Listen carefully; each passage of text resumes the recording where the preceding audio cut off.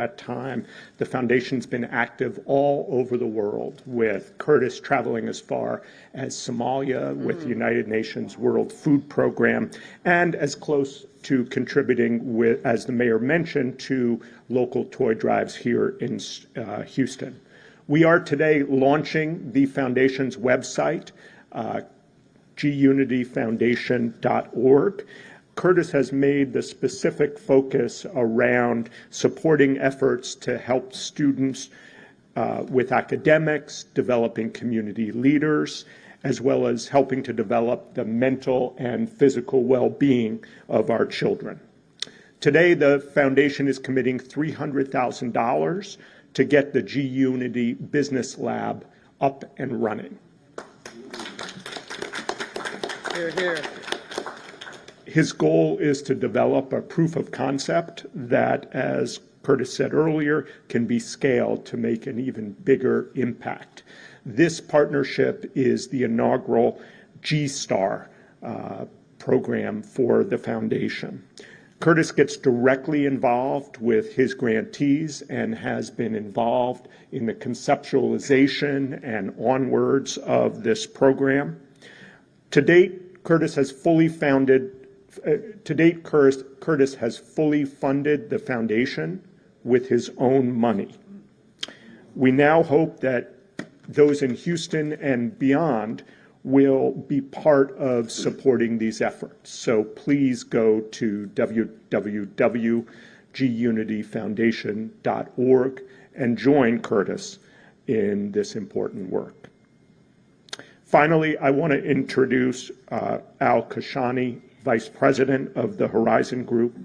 Al is a tremendous philanthropist in his own right and has worked tirelessly with the mayor, the Houston Independent School District, and Dr. Latham to make this program a reality. Al? Those are hard people to follow, so I'll just make mine to the point and quick. It's a pleasure for me to be here. You know, the relationship starts way, way, way back when I was listening to 50s music. You know, I'm a fan. Sadie, where are you? So when I play the candy shop and I blast the neighbors out there, you know, hey, I just knew something was going to happen. There was a bond there. So 50 and I met about 2 years ago. And actually, it was through our good friend, mutual friend there, Steve, that connected us there. And we FaceTime. And it's funny because I was just looking at mileage of where I came from and he came from is about 10,000 miles away. We came in from different opposite spectrums, but we met somewhere in the middle. And our missions are aligned. When I talk to him, there's a lot I have a Rolodex of celebrities, a lot of people in the movies, acting, music, everything else. Not everybody does what 50 does. He's really sincere. When he told me, Al, I want to give back to the community. I know where I came from, and I don't forget where I came from. That really set well in my heart. You know, this is just fun doing this. To me, this is not work. I put these type of things on a priority because it's been a really, really pleasure working with this group. And let me just say this here. This is impossible to do with a team. Elizabeth, please raise your hand over there. Tracy, you know, obviously, Congresswoman Sheila Jackson Lee, the mayor, Dr. Latham, and her staff there. I'm sure I'm leaving a lot of people there. It could not be done without all their efforts there. We worked a lot of hours. We actually participate in every single lesson plans. This is just not another program. This is the real thing. Just imagine 50's book, which is Hustle Harder, Hustle Smarter. And this is lined up with the MBA as a Harvard or a U of H or major schools. The lesson plans are aligned with each other. Whether it's marketing, whether it's innovation, there's a product there. So not everybody's going to be privileged to go to a college. Some of them, they don't have the resources. And we just cannot assume that. So this would create an opportunity for those of the students that are not fortunate enough. By the way, these are the 3 of the schools that are really challenged. That's what we target, those 3 schools there, to get an opportunity to think as an MBA executive. Just imagine an 11th grader been able to learn to read a financial statement, know what is a P&L is, understand profit and loss, depreciation, retained earnings. I bet some of us in this room, we don't even know what those words are. But, that's just the nature of the future there. Get rich or die trying, right? He's delivering what he's saying in his songs there. And this is about the empowerment. Poverty is one of the issues that this country unfortunately faces that. And we are here trying to help to get these people the tools and the needs that they need to make a next step there. I can thank 50 enough, Steve and his whole team. Like I said, this guy has been great to work with. I just look forward to a lot of other programs that is going to come. This is just the beginning. And as 50 says, I will explain later.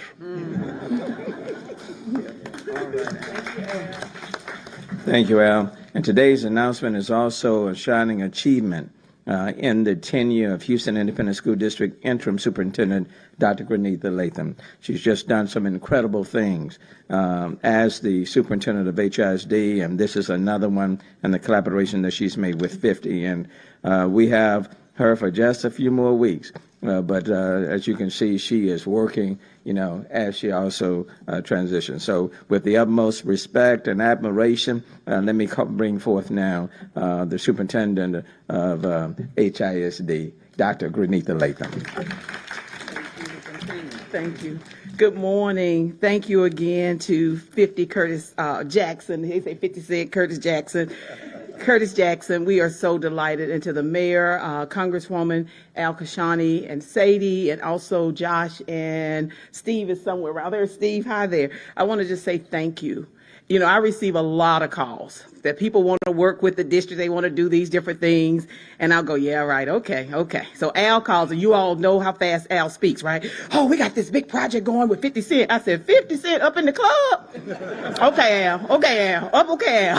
No, I'm really serious, Granita. We want to do something for students at Worthing and Wheatley and Cashmere. And you all, everyone should know those are some of our most precious schools in the district. And so in order to work with those schools, you really have to bring it. You have to bring some money, some talent, and some time. So thank you, 50, for bringing all of those, okay? Because those are some important students there. And we have been working. All right, everybody, we are now switching gears, taking you out to the White House. President Biden giving a COVID-19 update. As everyone knows, we firmly believe the need to make our tax system work for the middle class. That's why I think we should ask corporations in the top 1% to start paying their fair share, and why we should crack down on millionaires and billionaires who escape taxes by cheating. But I also think we need to give ordinary families a break, a tax break, to help them with the cost of raising their kids. Most people don't know it, but for families with children, we put that tax cut into the American Rescue Plan, which was signed not long ago. And I signed the tax cut into law in March. 90% of the families, all middle class and working class families, will get this tax cut. It's a one-year cut that reduces your taxes by $3,000 a year for each child you have under the age of 18. 2 kids, it's a $6,000 tax cut. And if those kids are under the age of 6, they'll actually get $3,600 per child. So, as you file your taxes today, know that your tax cut is coming. But here's the great news. You won't have to wait until your next year's tax return to get that break. I'm announcing today that on July 15th and the 15th of every month thereafter throughout the year, you will get deposited in your bank account half of your tax cut, at least $250 per child each month, a direct deposit into your account. So if you're a working family with 2 kids, you're going to get $500 a month into your bank account on the 15th of every month starting July. We're getting, and we are getting you a tax cut this year now when you need it and not have to wait. And if you get your tax cut refund deposited in your bank account automatically, this tax cut will be put into your account automatically. If not, it will be mailed to you. In addition to helping Americans hard-pressed and working families, experts have told us this will cut child poverty in America in half. This tax cut sends a clear and powerful message to American working families with children. Help is here. Now let me talk to another milestone on a long battle with COVID. Today, for the first time since the pandemic began, pandemic cases are down in all 50 states. First time. That's right. Thanks a lot to the hard work of so many people, COVID cases are down in all 50 states. Now, I can't promise that will continue this way. We know there will be advances and setbacks, and we know that there are many flare-ups that could occur. But if the unvaccinated get vaccinated, they will protect themselves and other unvaccinated people around them. If they do not, states with low vaccination rates may see those rates go up, may see this progress reversed. Ultimately, those who are not vaccinated will end up paying the price. The vaccinated will continue to be protected against severe illnesses, but others may not be if you're not vaccinated. But given that the vaccination is convenient and free, it'll be a tragedy and a needless one to see COVID cases among those who do not get vaccinated go up. We're not done fighting this virus. We still have tens of millions left to vaccinate. But we are making significant progress. In fact, when tomorrow's vaccination numbers come out, they'll show that 60% of the Americans have received at least one shot. Every day, the light at the end of that tunnel is growing brighter. This vaccination effort has been a historic logistical achievement for our nation. And I want to thank the scientists and the researchers, the companies manufacturing the vaccines, the National Guard, the U.S. military, FEMA, the nation's governors, doctors, nurses, pharmacists. And I want to thank the American people who have stepped up and done their patriotic duty and gotten vaccinated. In less than 4 months, we've gone from less than 6% to 60% of adults in America with at least one shot. We're seeing the results in we're seeing the results in people's lives and in their livelihoods. Deaths are down from COVID by 81%, and also at their lowest level since April of 2020. As a result of our prompt action to roll out the vaccine and boost the economy, we've gone from stagnation to an economy that is growing faster than it has in nearly 40 years. We've gone from anemic job creation to a record of creation for a new administration. None has ever created this many jobs in this time frame. The progress is undeniable, but we're not done yet, and some of the hardest work is ahead. We're still losing too many Americans, and we still have too many unvaccinated people in America. Last week, the CDC announced that if you're fully vaccinated, you no longer have to wear a mask. They reported that the science now shows that your vaccination protects you as well as being masked or better than being masked. So you can protect yourself from serious illness from COVID by getting vaccinated or wearing a mask until you're fully vaccinated. Either way, as I said last week, some people may want to continue to wear a mask even if they are fully vaccinated. That's a decision they can make. Some businesses may want to continue to require wearing masks. Let's all be kind and respectful to one another as we come out of this pandemic and respect those who want to continue to wear a mask even if they've been vaccinated. Above all, let's work together, though, to meet the target I've set of 70% of adults, all adults, with at least one shot by July the 4th. 7 states have already done this. Getting vaccinated has never been easier. We are 80,000 locations where you can get a shot. 90% of you live within 5 miles of one of those locations. You can now find a vaccine site near you by texting your zip code to 438829. 438829. Your zip code and that number. You'll get all the places near you. Many places don't require an appointment. Just walk in and get the shot. It's free, and everyone 12 years and above is eligible. If you need help getting your vaccine site, getting to or from your vaccination site, Lyft and Uber are offering free rides to take you to the vaccination site and bring you back home between May 24th and July the 4th to anyone who wants to get vaccinated.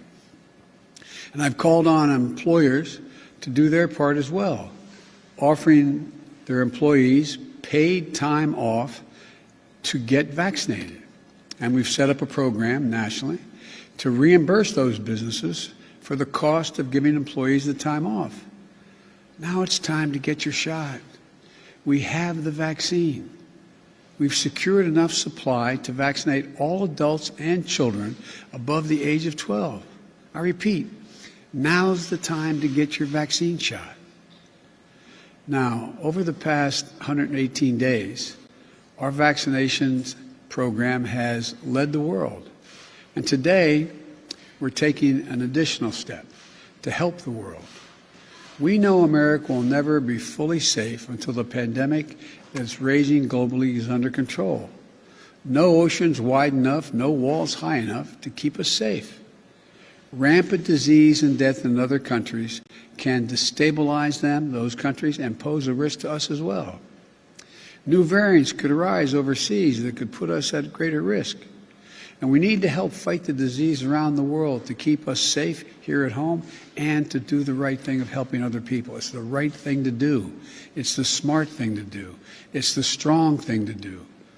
In March, we shared over 4 million doses of our AstraZeneca vaccine with Canada and Mexico. At the end of April, we announced that we would provide another 60 million doses of our AstraZeneca vaccine overseas. Remember, this is the vaccine that's not authorized for use in the United States yet, so we're going to be sending it to folks once the FDA has reviewed this and said it's safe. This is all the AstraZeneca vaccine produced in the United States. All of it will be sent to other countries. And today, I'm announcing they will also share U.S. authorized vaccine doses of Pfizer and Moderna and Johnson & Johnson as they become available with the rest of the world as well. These are vaccinations and vaccines that are authorized to be put in arms of Americans. And by the end of June, when we will have taken delivery of enough of such vaccines to protect everyone in the United States will share at least 20 million of those doses, that extra supply, with other countries. This means over the next 6 weeks, the United States of America will send 80 million doses overseas. That represents 13% of the vaccines produced by the United States by the end of June. This will be more vaccines than any country has actually shared to date, 5 times more than any other country, more than Russia, China, which have donated 15 million doses. You know, there's a lot of talk about Russia and China influencing the world with vaccines. We want to lead the world with our values, with this demonstration of our innovation and ingenuity and the fundamental decency of the American people. Just as in World War II, America was the arsenal of democracy in the battle against COVID-19 pandemic, our nation is going to be the arsenal of vaccines for the rest of the world. We'll share these vaccines in the service of ending the pandemic everywhere. And we will not use our vaccines to secure favors from other countries. We'll work with COVAX, the international organization set up, and other partners to ensure that the vaccines are delivered in a way that is equitable and that follows the science and the public health data. Today's announcement to share 80 million doses is our next step as we ramp up the efforts to respond to COVID-19 around the world. In the weeks ahead, working with the world's democracies, we'll coordinate a multilateral effort to end this pandemic. I expect to announce progress in this area at the G7 summit in the United Kingdom in June, which I plan on attending. This is a unique moment in history, and it requires American leadership. But I want to be clear. Beating this pandemic globally is beyond the capacity of any one nation, even the United States. But the United States will continue to donate our excess supply as that supply is delivered to us. But that won't be nearly enough. What we need to do is lead an entirely new effort, an effort that involves working with the pharmaceutical companies and others and partner nations to vastly increase supply, to create, most of it here in the United States, the kind of capacity that can beat this pandemic worldwide in a way that creates jobs here at home and saves lives abroad. This will take longer than our immediate work to donate from the existing supplies. And we're going to be asking other nations to help shoulder the economic cost of this effort. But the consequences will be more lasting and more dramatic. Doing this will help us beat the pandemic and leave us with the manufacturing capacity here to prepare for the next crisis, the next vaccine needed. I'm putting Jeff Zients, who is leading our COVID team and the COVID efforts to beat the virus here in the United States, in charge of this effort. Jeff will be working with our National Security Council and a talented, dedicated team that has been stood up all across our government. It'll include Gail Smith at the State Department leading in diplomacy and experts from our Agency of International Development and the Department of Health and Human Services as well. We're going to bring the same whole-of-government response to the global effort that made us so successful here at home. Again, we, the United States, has secured enough supply for all eligible Americans, all Americans 12 years old and older. And we still have work to do, though, hard work. But because we have done so much here, because of the power of American companies, research, and manufacturing, we can continue to do more to help the rest of the world. This is a rapidly changing world, and it's a mistake to bet against democracies. Just as democracies led the world in the darkness of World War II, democracy will lead the world out of this pandemic, and America will lead those democracies as they work to bring greater health and hope to the world in the months to come. And folks, think back. 4 months ago was an audacious goal that we had to put 1 million shots in the arms in my first 100 days as president. 100 million, I should say. We did over 220 million shots in that time frame. Back then, most adults weren't eligible to get the shot. Now, everyone 12 years or older is eligible. And tomorrow, 60% of all American adults will have received at least one shot. Look what we've done. Look what we've done, America. Look at what you've done, America. There's not a single thing beyond our capacity to do in this country when we decide to do it, and we do it together. We can do what we ever set our minds to do if we do it together. And that's exactly what we're going to do. Solve the problem here in the United States, which we're well on our way of doing, and help solve the problem for the world by organizing the rest of the democracies of the world. I want to thank you all. God bless you, and may God protect our troops. Thank you very much. Are you worried about India's situation, sir? Will you insist on a ceasefire given the escalation of violence? Sir, are you worried about situation in India, sir? Mr. President, will you insist upon a ceasefire given the escalation in violence we've seen over the weekend? I'll be speaking with the Prime Minister in an hour, and I'll be able to talk to you after that. Thank you. You've defended Israel's right to defend itself. Do you still believe its actions? All right, President Biden says he will be giving an update on the Middle East crisis right there at the very end of that news conference at the White House there, with the big news of the day coming as now in 6 weeks' time. Another 20 additional doses of vaccine will be headed overseas, so that will be 80 million in total. As he also pointed out today in the remarks at the White House, talking about, for the first time ever, all 50 states seeing a decrease in COVID-19 cases. We're going to take a quick 2-minute break here on News Now from Fox. When we come back, we are going to go out west to California, getting an update from officials on the Palisades fire that is now more than 1,300 acres burning, and arson is suspected.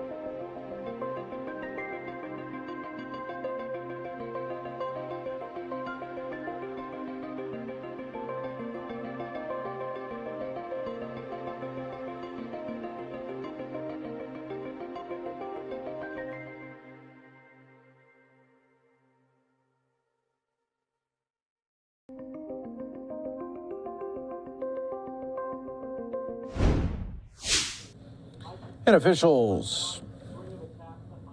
Welcome back, everyone, here to News Now from Fox. Officials in Southern California giving an update on the Palisades fire that is burning at 1,300 acres right now. Let's listen. Go a little bit more detail. There's no injuries reported, no structures under threat at this time. Evacuation orders, of course, have been given on the county side. We'll get to that in a minute, but no evacuation orders have been issued in the city of Los Angeles, though Councilmember Bonner will speak a little bit to the preparedness of that and being ready to go if necessary. Let me walk through a few things that have happened since yesterday. Obviously, yesterday we had an inversion layer. The weather is our friend, but it's also our challenge. It's our friend because it caps the fire and the heat. As soon as it lifts, it is something that is a big danger. Usually traditionally around 2 p.m. or so, a fire will see that lift, and that's really when a fire takes off. That's what happened a couple days ago, yesterday. But we have also the advantage of it holding that fire down.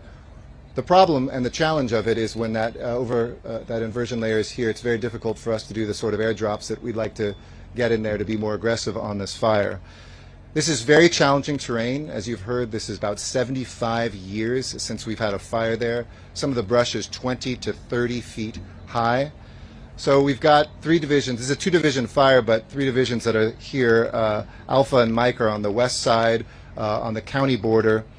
We've got Zulu Division Z on the east flank. I'll update you a little bit right now. On the west flank, the Topanga Fire Road is holding. Topanga Canyon, obviously, we had the county evacuations that affected the Topanga, Oaks, Sylvia Park, Topanga areas. On the east side of this, we're on Trailer Canyon, Temescal Canyon Fire Road, and that's where we saw some activity approaching that area, but we feel good. We have both Type 3 and Type 1 crews out there. A push from last night that we saw some eastward growth. Again, we'll have to calculate how much additional acreage.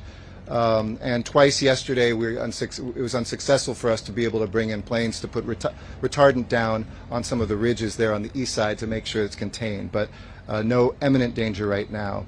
Our goals today are to continue to do 2 things. One is we feel good in the northwest of this fire and the far southwest, but in the kind of west-southwest towards Topanga Canyon is to make sure that we can build that line and hold that line. Again, don't want anybody to feel like there's imminent danger there, but we get that done hopefully before the cloud cover lifts today.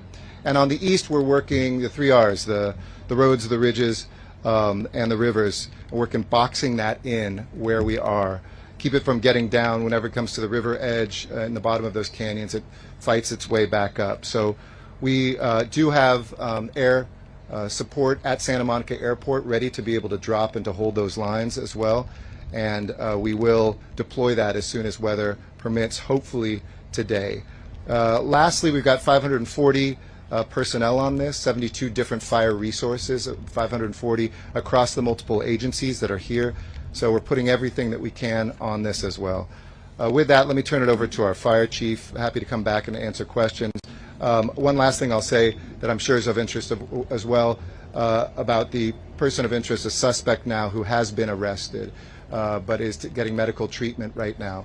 So that person is in custody, but we're not releasing anything more about that yet as that is a pending investigation that the arson division of our LAFD is the lead on with assistance from our LAPD, of course. So with that, let me turn it over to the finest fire chief I've ever worked with and the man who leads this incredibly brave department. Please welcome our Los Angeles City Fire Chief, Ralph Terrazas. Thank you, Mayor. Good morning, everybody. Let me start off with the positive news. No lives have been lost. No homes have been lost. We've only had one minor firefighter injury, a minor injury to his eye. And I'll start off with a little history. This past Friday at 10 p.m., we had a response by Los Angeles City Fire Department to a reported brush fire in the 1800 block of North Michael Lane in Pacific Palisades. The fire was located back in a canyon with steep, difficult to navigate terrain. An air battle ensued throughout the night and continues today using water-dropping helicopters from the LA City Fire Department and LA County Fire Department. while our firefighters worked to make access by the ground. By 6:30 a.m. on Saturday, May 15th, the fire was estimated at 15 acres. Unfortunately, by 4:30 p.m., an additional burn area emerged north of the original fire. At this time, within about 1 hour, the fire grew to 750 acres. By 1 p.m. yesterday, Sunday, May 16th, the fire was estimated at 1,325 acres with 0% containment. We do anticipate being on scene for the next several days until we achieve 100% containment, and we do expect updated containment numbers this afternoon. I want to thank all our unified command partners, the LA County Fire Department, CAL FIRE, LAPD, LA County Sheriff's Department, as well as our assisting We're going to take a quick 2-minute break here on News Now from Fox. City, as well as our regional partners, the Orange County Fire Authority, the Ventura County Fire Department, and MRCA personnel.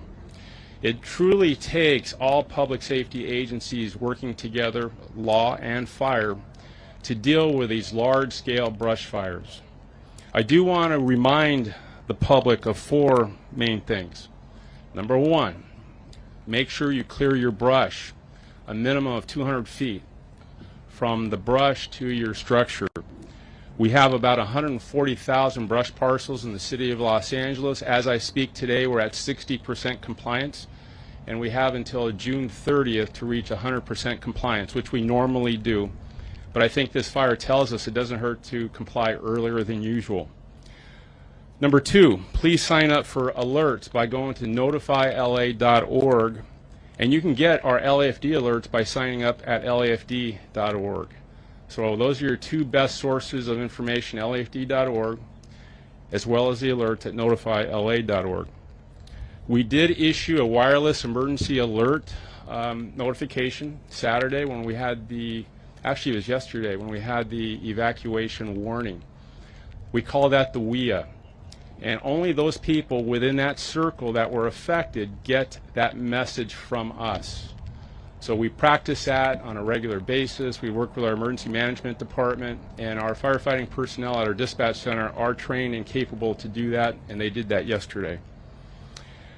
Tip number 3, prepare your family to ready, set, go. And you can learn more about that at lafd.org. That applies to anybody who may be affected by a possible brush fire evacuation. All the details, everything you need to know is at lafd.org. And tip number 4, no hikers. Please no hikers while we're fighting fires. When we have hikers in the vicinity, we do have to reallocate resources away from the fire, and that hurts our chances to put this fire out quicker. So please, no hikers. Lastly, regarding the cause, it is labeled suspicious. The LAFD Arson Counterterrorism Section, along with LAPD, have aggressively pursued all tips and all leads. I want to have a special thank you to the community that provided us those tips and leads. We have to work together as a community. This problem is so significant in terms of major brush fires. We live in Southern California. We count on those tips coming in, and then we vet the tips and we pursue investigations. And I'm happy to say that we did detain 1 person and released them and determined that the first person was not a suspect. The second person was arrested yesterday at 2:30 p.m. and is in custody. It is an active investigation.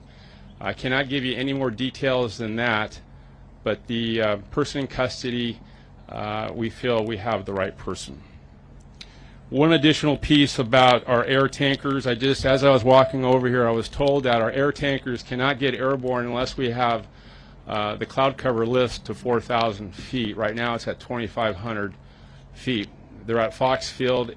If we get the cloud cover to lift, they'll be here in 20 minutes. We're monitoring that cloud cover continually. As soon as we get to 4,000, you'll see some air tankers up in the sky. And with that, I'll turn it over to Council Member Mike Bonin. Mike? Thank you, Chief. and thank you to the men and women of our firefighters for Los Angeles Fire Department, those who are here today who are fighting this fire from Los Angeles County, from Orange County, and from Ventura County.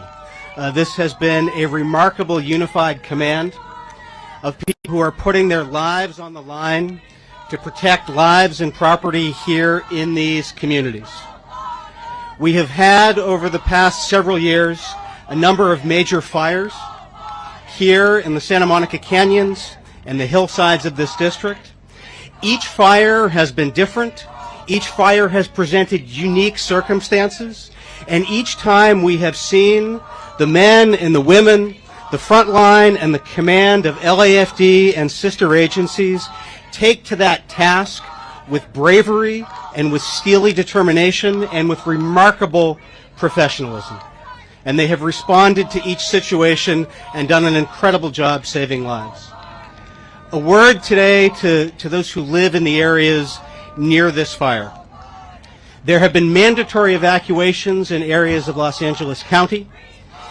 In the city of Los Angeles, there are areas that are under voluntary evacuation. There are other areas, if the fire moves in certain ways, that could be later subject to voluntary evacuations. I want to reiterate what the chief said and ask everybody in those areas, in Palisades, in Brentwood, and other areas that are fire prone, to please sign up at notifyla.org. You will get a text alert faster than any other notification. I got a notification about the evacuation warning yesterday afternoon immediately. For tips on how to be preparing, in addition to the resources the chief provided, there is a detailed explanation of how to be ready, how to be set, and when to go at readyforwildfire.org, which is maintained by CAL FIRE. It has specific directions on what to include in a go bag. When you get the warning, please be prepared. Please get set. That is the time to make sure your go bag is in your car, to make sure you know who is responsible for your pets, and to make sure that you have plans with your family members on where to meet and how to be in touch with each other. Also very important, because we've faced this situation in previous fires, when you leave, if you evacuate, please have with you a card and information about anybody who routinely comes to your home so that you can notify them that you have evacuated and they should not enter. That may be a housekeeper, that may be a kid's tutor, that may be a gardener. Make sure that anyone who may come to your home has been notified. Pack your bag, and if you are concerned about the potential, pack your bag, put it in your car, have your car facing out of the driveway, and be ready to go. A final word about cooperation with law enforcement and with our fire department personnel. We have been very fortunate that we have received tips that have helped with the investigation. We are looking at a very long and a very difficult fire season. We have installed over the past year throughout the Santa Monica Mountains wildfire alert cameras, which help LAFD and sister agencies have a bird's eye view of what We're going to take another quick 2-minute break here on News Now from Fox. on. If you see a fire, if you see something suspicious, make sure to alert LAFD, make sure to alert LAPD. Please do not start going and putting stuff out on social media apps indicating who suspects are. LAPD, LAFD are the appropriate authorities to investigate and to handle the investigations. So again, thank you to the firefighters. Much appreciated for all of your incredible work. Next, I'd like to introduce Los Angeles County, and this is very important information. I'm a big fan of the First Amendment. I receive things on both ends. Let's make sure this information gets out at this moment as much as possible, because some of this will be life-saving information. So thank you very much, Councilmember Bonin, especially for the way you're protecting. Respect that, please, if I could respectfully just ask for a moment. Getting that information out to folks, especially those who are close to and hearing evacuation orders. For some, that triggers them. I've got to get out of here right now. We want to reiterate on the LA City side, as Councilmember Bonin said, and his staff and other city agencies are working. There's nothing imminent on the LA City side. If that changes, you will be the first to know. And signing up, as he said, for those alerts is the quickest way to find that out, as well as through the media. And we thank the media for being here today. Finally, we couldn't do this without our Los Angeles County Fire Department. And our Assistant Chief, Jesse Vela, is here. I want to thank him for his great men and women, some of who we see that are here with us today between shifts, who are also helping protect. I'll come back, say something in Spanish, and then we'll take questions.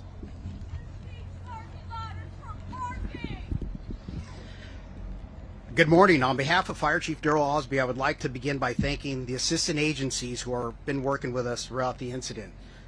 We couldn't have done it and succeeded how we have without CAL FIRE, Los Angeles Fire Department, Los Angeles County Sheriff's Department, California Highway Patrol, the Los Angeles Police Department, and most importantly, all the many regional fire services agencies who have lent their support and resources. As it's been stated, we are now on the 4th day of the Palisades fire, which has burned 1,325 acres and at 0% containment. Evacuation orders have impacted hundreds of Topanga residents and over 500 homes that still face a potential threat. Repopulating these residents is one of our top priorities. However, we need to ensure that it is safe to do so. Thankfully, we have had no structures destroyed or damaged, and no residents reported any injuries. We did have, as it was mentioned, one firefighter injured last night on the line, but fortunately it was minor in nature. Thank you to Topanga for your patience, your understanding, and support as we work through this together. As it's been mentioned, we are facing a fire in steep, rugged terrain that is difficult to access. Further, much of the vegetation in these canyons has not seen any fire activity in over 50 to 60 years in some of the areas. The weather has had a significant impact in our ability to fly fixed wing and aircraft. However, our helicopters have been operating 24/7 since the beginning of the fire, making hundreds of water drops.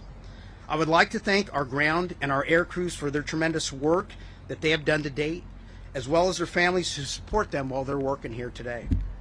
The fire remains active, but I assure you we will continue to coordinate and devote a vast number of air and ground resources to protect the lives and the property of our residents. Thank you. Thank you very much. Thank you very much, Assistant Chief. En español también yo quiero decir unas palabras. Muy buenos días y gracias a todos por estar aquí este día. Primero quiero reconocer al jefe de bomberos de la ciudad de Los Ángeles, Ralph Terrazas, nuestro increíble departamento de bomberos y nuestras parejas en los otros departamentos del condado y otras agencias durante este momento. Somos tan afortunados a tener estos grandes héroes luchando por nosotros. Muchas gracias a ustedes por su trabajo. Aquí tienen la última información sobre el incendio de maleza en Pacific Palisades, el cual comenzó a la última hora la noche del viernes.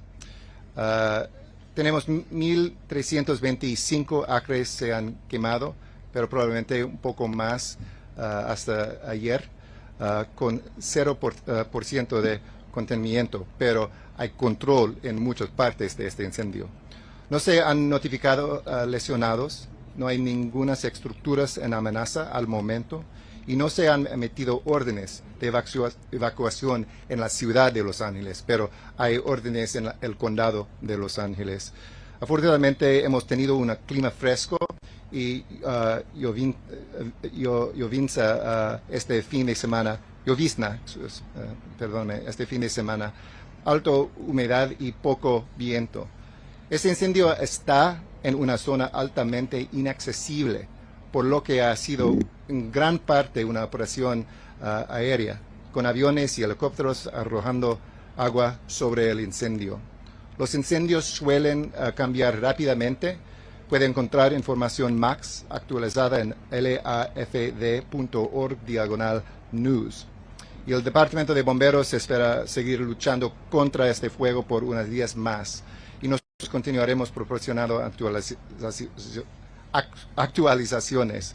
Y finalmente tenemos un sospechoso El sospechoso ha sido arrestado y All right, guys, we've been listening into this fire update. Again, they made an announcement that the person suspected of starting this massive wildfire has been arrested. They do continue to recover at a local hospital's fire crews on Monday entered this third day of this firefight. And Garcetti had made an update saying it's been about 75 years since a fire had sparked in the area. So we continue to listen in here as media questions are now being asked.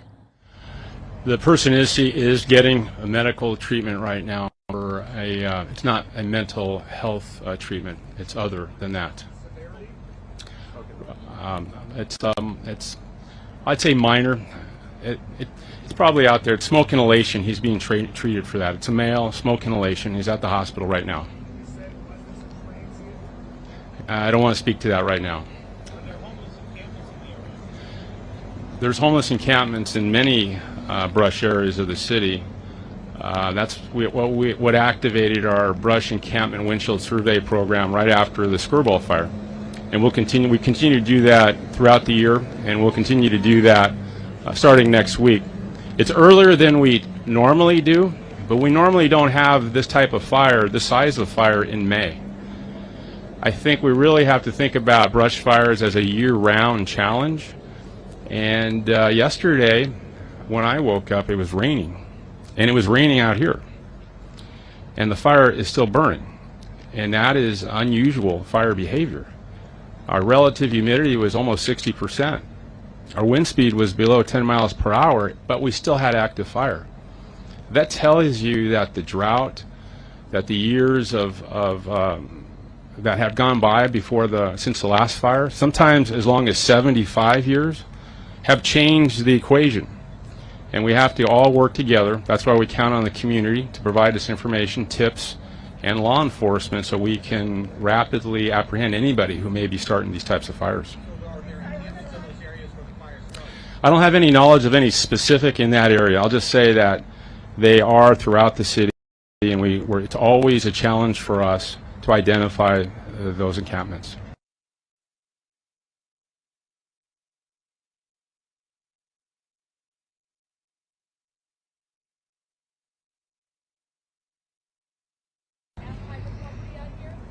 No, actually, we do very well. We have 100% of the government properties have been cleared already.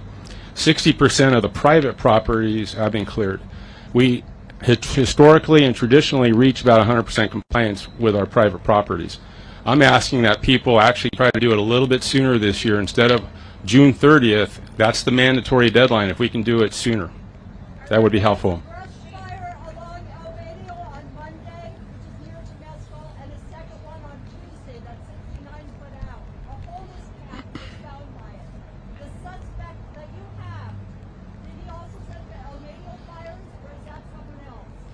I have no information to your question. I'm sorry, I don't know that. Regarding the witnesses who spoke up, you got tips from the community. Can you elaborate what they were able to provide? It was information that whoever they saw may have been setting multiple fires, not just one.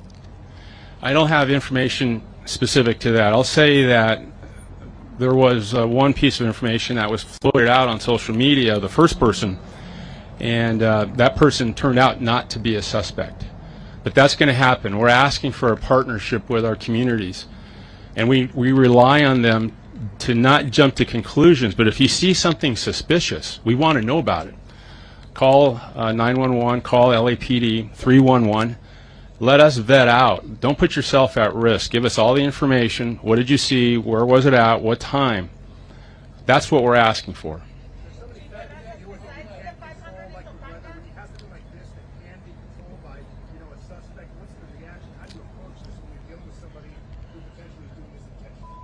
Well, that's why we need the community to help us. 95% or above of all brush fires are human caused. Many times it's accidental.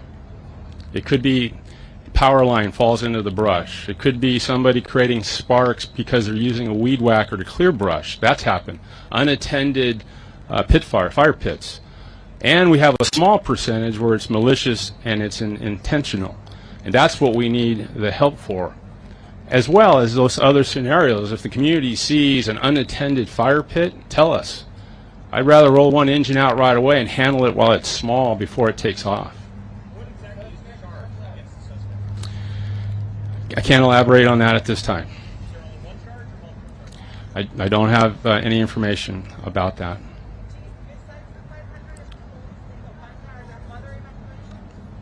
There's only the mandatory evacuations in the county, which is Topanga, and we have a warning in the city. If everything goes our way today, that warning will remain a warning. We're optimistic today. We do anticipate making good progress today. Are you saying you don't know if the suspect is homeless? And if so or not, how does that jeopardize the investigation by withholding that information? I'm saying I don't know. And whether it's pertinent to the investigation, I'll let our investigators figure that out. Just to clarify on the evacuation, to make sure I have it straight, there are some mandatory evacuations that are still in place. There are county jurisdictions, not in the city. Though they are in place, we don't think any structures are immediately closed. Correct. Can you talk about what signs you guys saw on Friday night and Saturday that you think were suspicious besides what was reported the fire that you think different spots were there on fire? There was information actually from I think an LAPD helicopter pilot saw something from the sky, and that was the initial start. And then we had additional information the following day that a fire at a different location was starting up. So anytime you have multiple points of origin, your first thought, this is not natural. There wasn't enough wind for embers. Under normal conditions, you would consider that, but there was not very much wind. So all those things are part of the investigation. We'll more know in the coming days. Do you still feel optimistic about the progress you can take here? I feel more optimistic if I can get the tankers up, but I'm optimistic anyway. The tankers will increase that optimism. As far as I know, yes. I don't know. I don't have that information. Okay.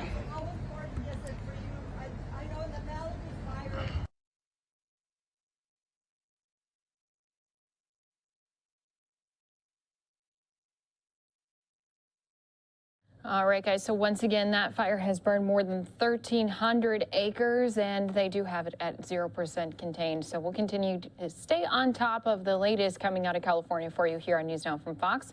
Going to head out to a quick 2-minute break. More to come your way after that.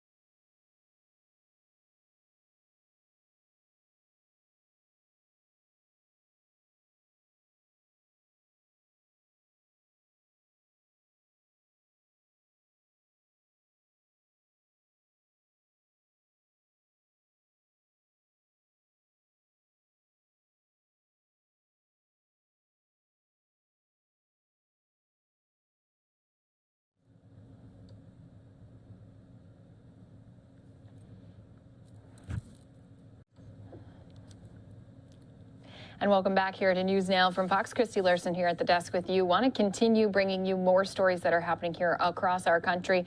Going to head down to Florida, where earlier here this morning we did have an associate of Representative Matt Gaetz in court pleading guilty to 6 different charges. Let's go into that here for you on News Now from Fox.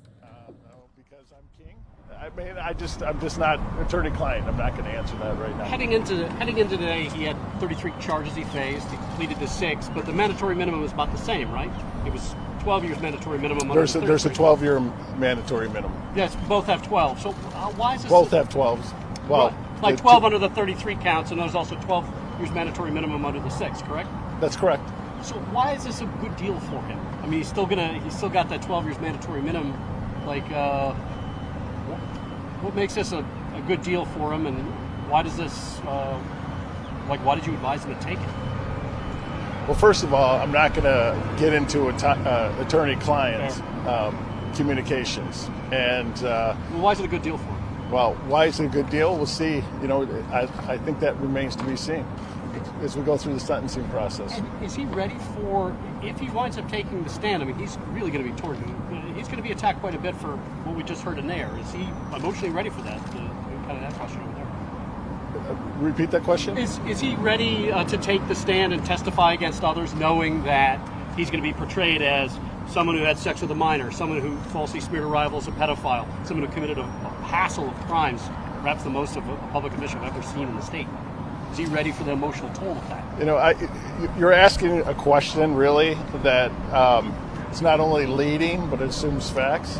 And there's really no way to answer that question other than to say that Mr. Greenberg has pled guilty pursuant to a plea agreement. It has certain requirements and obligations on him, and he intends to honor that. Can you tell us? You mentioned he's going forward with rehabilitation. Can you say something more about that? I'm sorry? You mentioned a few moments ago about rehabilitation. Can you say something more about that? I'm not sure what you meant.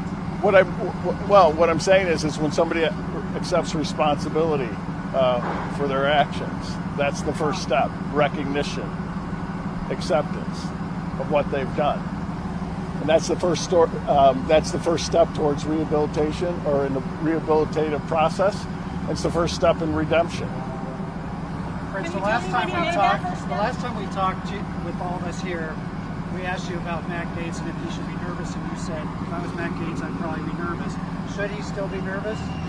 Well, the last time we talked, there was I had a certain agenda, which I accomplished.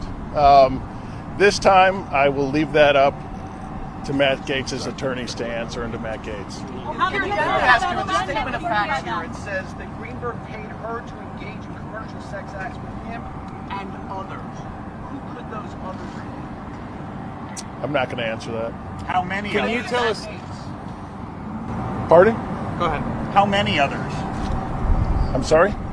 I'm sorry, I didn't hear you. I wasn't ignoring you. I'm not going to answer that question. Okay, can you tell us, please? The judge was very specific that there's nothing sealed. Everything that's on paper is what's agreed to. There's no other stipulation agreed to, and Mr. Greenberg pleads to these 6 counts based on what we read since Friday afternoon. So that's a good summary. Does that mean that anything he provides in testimony to the government is part of a conversation-only handshake deal at this point? No. How's Joel Greenberg doing? What did you say? I'm sorry? What did Mr. Greenberg say to you afterwards today? That's attorney-client. I can't answer that. Can you speak to how he's feeling today? I think he's feeling a sense of acceptance, and he definitely feels a sense of remorse. Do you guys have any estimate of how long you're going to request for his sentence? What's your request going to be down the line? Yeah, it's a good question, sincerely, but we'll just have to see how things play out. You mentioned it's too early to tell. Coming to acceptance, accepting responsibility was the first step. When did he make that step? Can you tell us? Some time ago. How many years do you hope to shave off with his testimony against other people? Well, I hope, as I do with any client, to get them the best result. So to say how many years am I going to shave off or hope to shave off, the most possible. How does this work out? I know you didn't like that. I saw that face. I'm sorry. Generally speaking, how does this work with your I'm sorry? How does this situation generally work? Does he go to like the FBI building and they interview him, or do they come to in terms of him giving information? You know, meetings can take, meetings with the government can take anywhere. Can take place anywhere in any place, you know? On a box with a fox, on a train or a plane. I mean, really anywhere. So. For the lack of a better way to put it, has he already started to sing the federal authorities? I'm sorry? Has he already started to sing the federal authorities? Has he already just... You know that expression, starting to sing? No, I don't know that expression. Has he started to talk to federal authorities? Oh, thank you for clarifying it. That was my way of not answering your question. I know what it meant. I know what you meant. Sorry. Have you been contacted by attorneys for other people? Any elected officials, attorneys for those folks contact you? On this case or any case? All right. I've had conversations with other attorneys. Can you say for who they were representing? I know you're writing, but I'm not going to answer. Because you mentioned that your statements after the last hearing were part of your plan and that it worked. Mm-hmm. What happened in the intervening month or 6 weeks that worked? Well, I think that the last time I talked to you, you know, you always, as an attorney, represent your client with this, you know, the fourth estate. You always have an agenda, and I think the narrative changed to the right narrative. And now that it's changed, there's really nothing more for me to say. So, what is the right narrative in your mind? Well, Fritz, would you say that everybody that may be... I'm sorry. That was kind of rude. I didn't answer your question. The narrative that's going on now. Would you say that the people who he may be testifying against all know that they may be coming after them? Or would you say there are some that don't know still? I'm sorry, you're going to have to re-ask that question. I apologize. The co-conspirators or anybody else that he has information on that he may testify against, do they all know that they are looked at, or are there some that don't? You know, I don't know. I wouldn't have any way to access that knowledge. You know, I don't know if they've read the plea agreement, if they're represented by counsel. I think the government, Mr. Hamburg and Ms. Harrington, did a very thorough job laying out the different schemes and the different criminal actions in this case.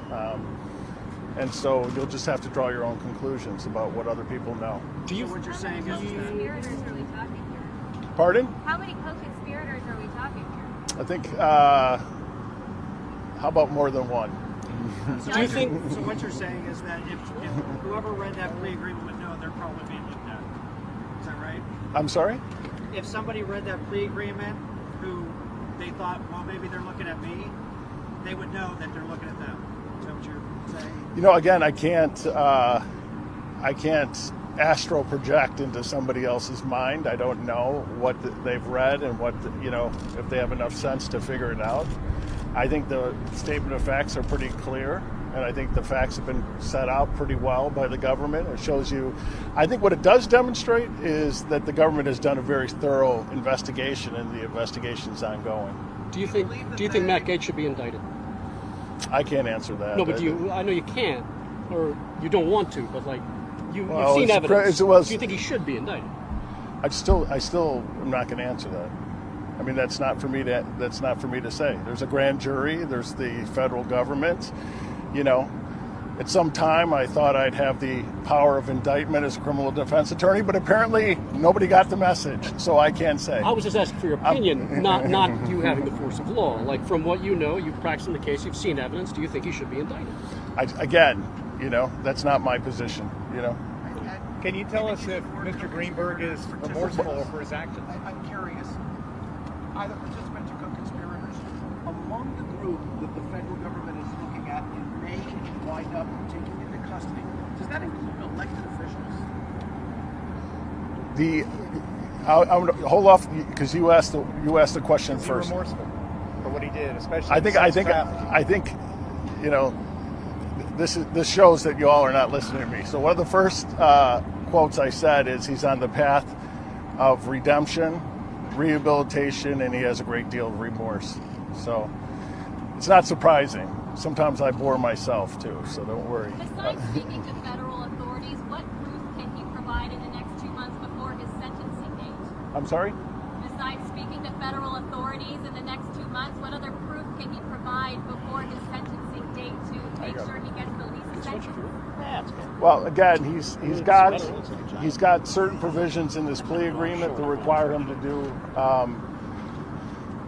take certain actions, and I encourage you all to just read the plea agreement, and that will give you a better answer. And that's a public document, so if you read the plea agreement, it will show you what the path is.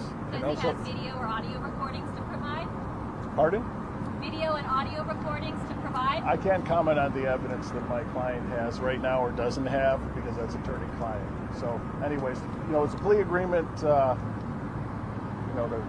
paraphrase the Matrix, the plea agreement has a path for Mr. Greenberg. He just has to walk the path. All right. Do you expect to meet with investigators before his sentencing hearing? I'm sorry? Do you expect he'll be meeting with investigators before his sentencing hearing? He'll be meeting with me, Is Joe Greenberg satisfied? and that's better. I'm sorry. Has anyone encouraged or pressured your client to lie during the context of this investigation? Absolutely not. Is Greenberg satisfied with the plea agreement? I don't think he'd sign it if he wasn't. What do you make of that The plane confession? with the banner saying TikTok Matt Gates over the courthouse today. I didn't see it. What do you think of it? Well, if I didn't see it, I'm sorry. What did it say? TikTok Matt Gates. Okay. What did you make of that confession letter, the reported confession letter that came out a week ago? And Oh, it's here again? there it is. Where? That's been flying around for the last couple hours. That was a setup. You made me look into the sun, and there's no TikTok banner. All right. I'm sorry. The letter that the Daily Beast reported on that your client reportedly wrote as a confession letter, how did that impact the ongoing negotiations? It didn't. It didn't at all. No. Was it helpful or unhelpful? Neither.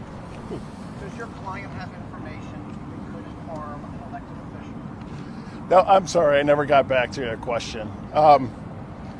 Does my client have information that could hurt an elected official? I guess this is just, must-see television. You'll just have to wait and see. Can you elaborate on whether your client has knowledge of anything related to the ghost candidate in the Senate District 9 race? Does my client have any information regarding are you talking about the Brodeur-Sigmund race? Is that the one? Right. Yeah. Right now, that's attorney-client, so I can't make a comment on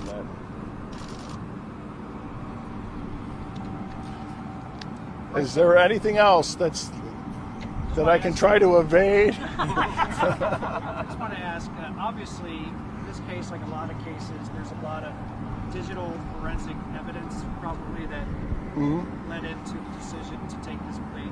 Would you say that was a good chunk of it that they have? The government's done a very thorough job. It's been an investigation that's been going on for quite some time. It started well before the stalking case that unfortunately brought in Mr. Butte. And during that time, they've amassed quite a bit of evidence and interviewed witnesses. They're both very highly talented assistant United States attorneys, and they've done good work in the case. A spokesperson for Matt Gates says Joel Greenberg has now confessed to falsely accusing an innocent man of having sex with a minor. How do you respond? Well, Mr. Greenberg, I'm not going to respond to that. I'm just not going to respond. Since plea deal, as I saw with Mark earlier, still going to get at least 12 years. I'm sorry? Greenberg's still going to get at least 12 years in federal prison. So, in your opinion... Really? I guess that's negotiable.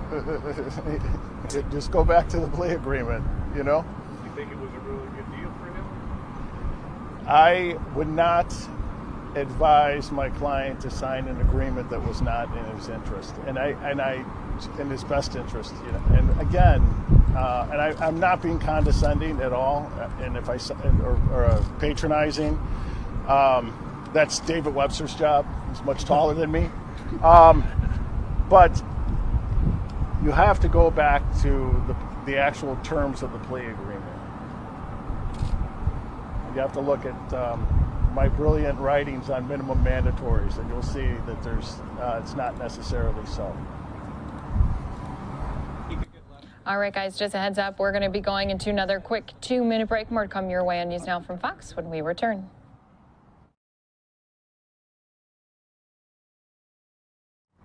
Okay. I like that question. Thank you. You can have a couple more. Yeah. Yeah. Not this guy over here with the singing and stuff.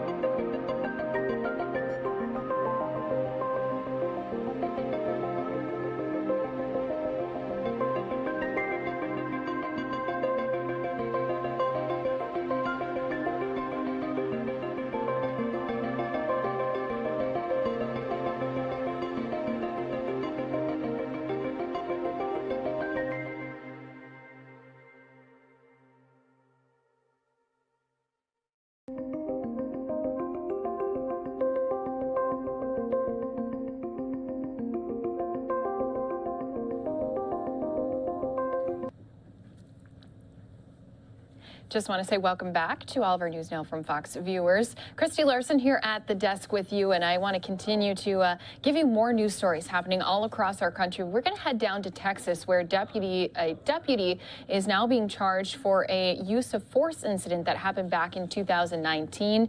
Authorities there say that he had unlawfully subjected a victim to a illegal search, detention, and mistreatment. We're going to be playing that press conference for you right here, again, on News Now from Fox.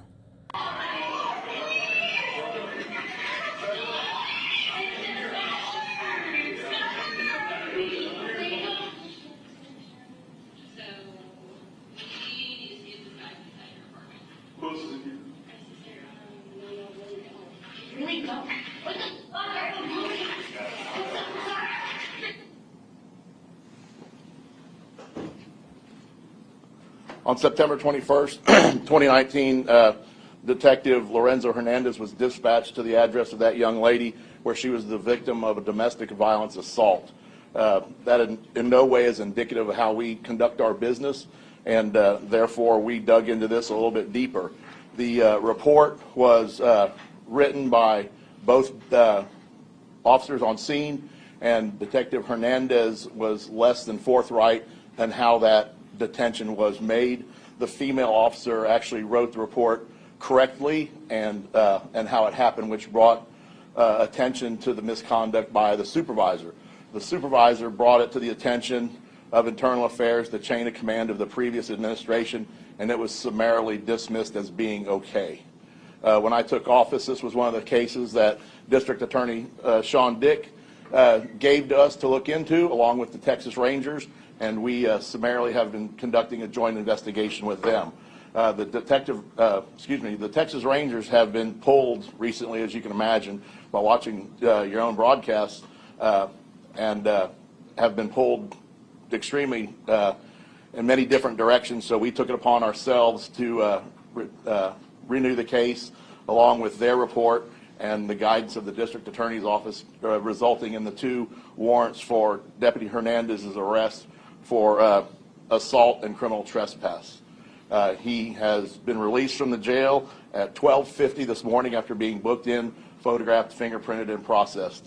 He was not given any special treatment due to his previous employment, and had his lawyer present with him, and he has been released. The reason for the press conference is to let everybody know that this is not how we conduct our business at the Sheriff's Office. Since we took office, we have conducted several other investigations that are ongoing, and we won't be answering any questions about those because they are still under investigation. However, this one took a long time because it just kind of stalled. We couldn't get the answers that we wanted to because, and rightly so, the female victim in this video has been reluctant to cooperate. So we are hoping by the arrest today will be a symbolic olive branch to her that we are serious about the way we treat domestic violence victims in this county, and we will move forward. Hopefully this will be the catalyst to get her cooperation to come forward, since she knows that we're serious about prosecuting this officer. We have about 600 employees who come to work every day here at the Sheriff's Office. They do not conduct their business that way. They are mindful of their duties, and they do it legally and right. And so I don't want in any way this officer to represent the other employees that work here. We have been in contact with our local and national elected officials, and we are vigorously looking into starting a national repository for officers who have shamed the badge, who have been terminated, or have gone down that road, what we call kind of these gypsy police that keep landing at agency, and they're never held to account. And so we are leading the way and pushing forward at the congressional level to start a national repository. That'll be another story coming later on because it's really in the infancy stages, but that's where we are heading. We'll take some questions at this time. You mentioned the gypsy police. Are you referring to Hernandez's background in Bastrop County? And all of them. Yeah, well, apparently we had quite a rash of those employees that have been separated since we took office, but it refers to all of them. And one of the problems that we'll have with that is there's some vindictiveness, especially when you get into smaller agencies. You know, it's easier to push someone down the road, so there's no accountability. But this should serve as a catalyst for any future employer to look at that list or that repository and go, I got to dig a little deeper on that one, and not accept them at face value just because there's no internal affairs, so to speak, paperwork involved in the last agency. We've come across that problem here where a lot of this was just swept under the rug, and we didn't have the information to go after these employees until we really got to digging, and that's why Deputy Hernandez is no longer employed and is in jail. did you see any other conduct from Hernandez during his time here other than this particular incident? Yeah, we're in the midst of about 3 other lawsuits based on his, and you can sure guess who they are. One of them is the Ambler family. One of them is, and 2 more have recently filed lawsuits against Williamson County.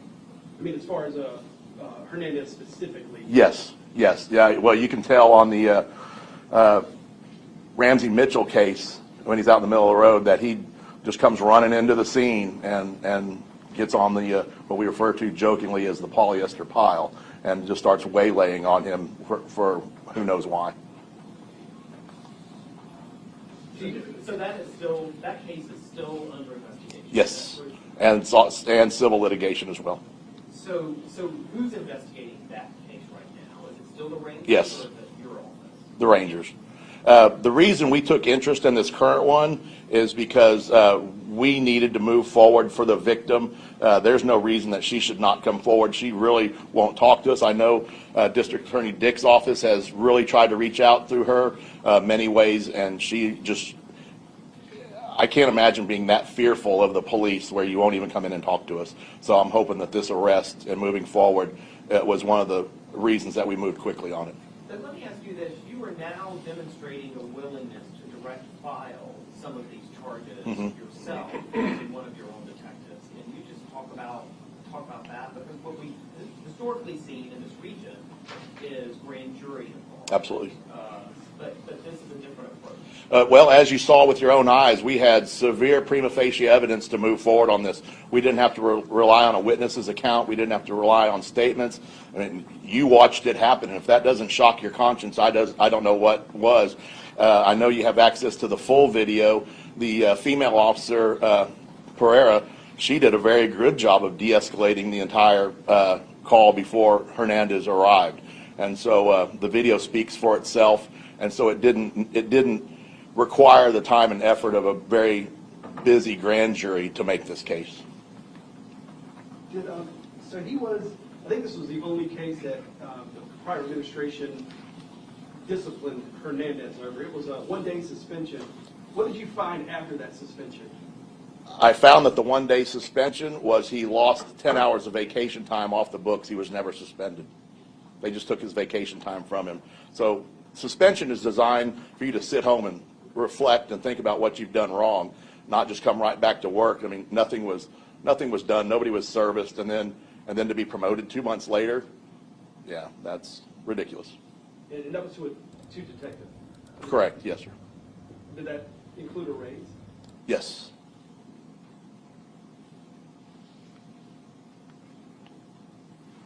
Have you all had a chance to interview Hernandez? Yes, the detective, to what extent, I don't know, because I didn't do the interview, but yes.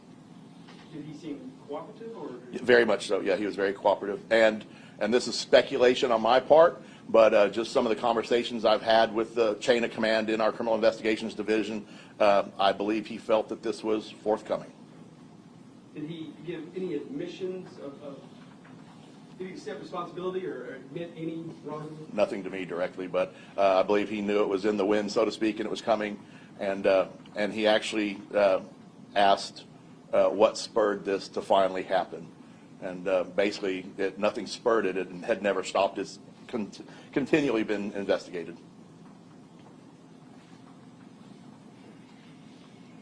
Any other questions? When you were sworn in, I remember you talking about And just a heads up, some of you are going to be going into another quick 2-minute break. More to come when we switch gears after that. Yes, we were going to allow him to come back, but he would have been one of those officers that would have been put on administrative leave pending the investigation, but he never gave us the opportunity to ever meet with him.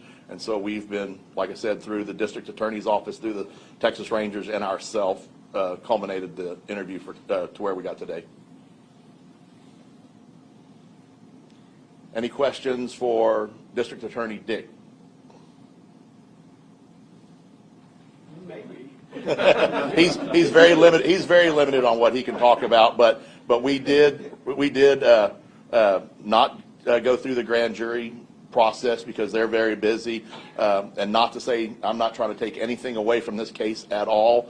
But usually the larger, more involved, more heinous crimes are saved for the district attorney's office and the grand jury. This one for us was fairly easy to prosecute. The video. So far, yes. Not to prosecute, but to get a warrant. Yes, sir, Chris. Sheriff, Chris Santos, Lucas County Sun. The last time between January and now, has the investigation been going the whole time, or were you slowed down by the witnesses' reticence? Yeah, it's all of the above. It's been COVID. It's been people not at work. It's the Rangers have been pulled in so many different directions here lately because of everything they've got on their plate. They're dealing with Austin cases as well. As a matter of fact, this one, the Rangers had to move this one to Waco just to get it spun back up again. And then, to be quite frank, I got tired of waiting. And so I instructed my staff just to take it over, regardless of where they were. And as luck would have it, when I called the district attorney's office to tell them that we were taking it over, the chief investigator for the district attorney's office said, "Hey, funny you called, because they just called us today and they've wrapped it up." So we all got together within the last 2 or 3 weeks and got everything together, made sure we were. People wear masks. You have to wear masks. Welcome back. We're going to be Changing things up once again, going to head out to Chicago, where we're going to be hearing from the mayor as they try to engage Chicago's youth this summer with some new programs. You're listening in here on News Now from Fox. So that's how I ended up being in connection to One Summer Chicago. I appreciate One Summer Chicago for offering me opportunities to work on my summers home from college. Over the years, I've had the chance to enhance my networking, clerical, and networking skills. Since I do plan on owning multiple businesses in one day, I do feel like it is key to possess those skills, and I have One Summer Chicago to thank for that. Summer 2021 is approaching, and although I know everything won't be back completely normal, Summer 2021 is approaching, and although I know everything won't be back completely normal, I am excited about the direction we're moving towards. I am also excited since COVID-19 has taken a toll on everyone. I am excited to be returning to in-person activities this year. And with that, I would like to introduce our mayor, Lori E. Lightfoot.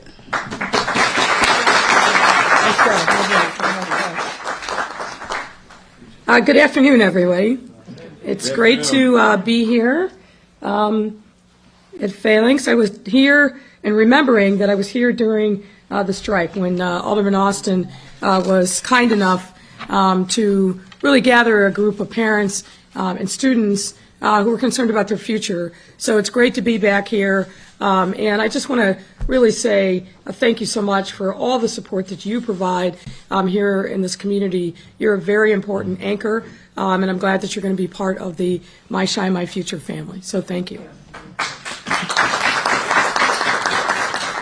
Let me also recognize others who are here, some here and some hiding in the back of the room. Come on up, Mary Ellen.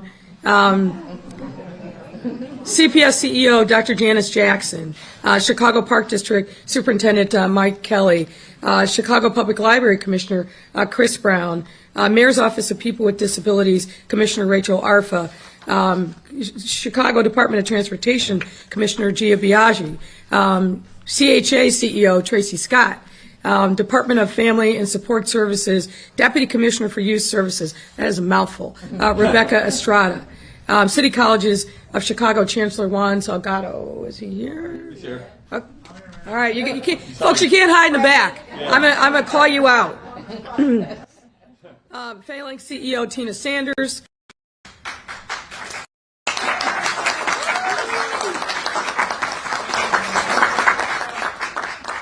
Come on up. Come on down. I feel like Bob Barker. Come on down. Mary Ellen Karen of After School Matters, and of course my wife, First Lady Amy Eshelman.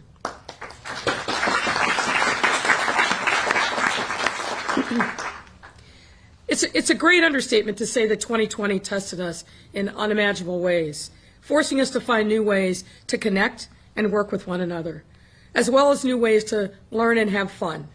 And by no means was this transition to the new normal easy for any of us. But for our young people, whose very development centers around enriching in-person opportunities to connect, work, learn, and play with others, it's been especially difficult. I know that not only as a mother of a 13-year-old and watching our daughter over this very challenging year, but also as a mayor who has heard many other parents and caregivers talk about the challenges that the pandemic has presented for their children. Now, we launched My Shy, My Future about a year ago in the quiet of the stay-at-home of COVID. My Shy, My Future seeks to ensure that every young person in Chicago, regardless of zip code or identity, participates in a robust out-of-school experiences that the city and our 77 communities have to offer. Experiences that enable youth to explore their interests, discover their passions, and determine what their future paths will be because they have an array of opportunities to experience and enjoy. Experiences that connect young people to peers with similar passions and introduce them to caring adults who become mentors and key members of the team. And let me just say again, as someone said to me, our young people are a product of the adult ecosystem around them.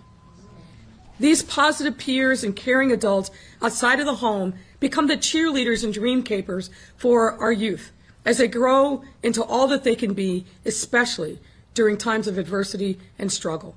We have to stand tall for them. Our children are coming out of such a time. COVID-19 rendered our children and youth feeling isolated, in their rooms on Zoom, disconnected. And for many, this opened the door to disconnection, depression, and anxiety. Given how torturous this year has been for our young people, and that we are making steady progress in our COVID-19 journey every day, thanks to vaccines becoming more widely available and now offering it to children as young as 12, it's essential that we create pathways for them to get out of the house, to re-engage in person, and rediscover their interests and passions this summer. That's why my team, along with city departments and sister agencies, the Mayor's Youth Commission, and community-based partners in the My Shy, My Future family, like Phalanx, are here today to announce Rediscover Summer, a new awareness campaign that will highlight the over 200,000, let me say that again, the over 200,000 opportunities we have in store for our young people this summer.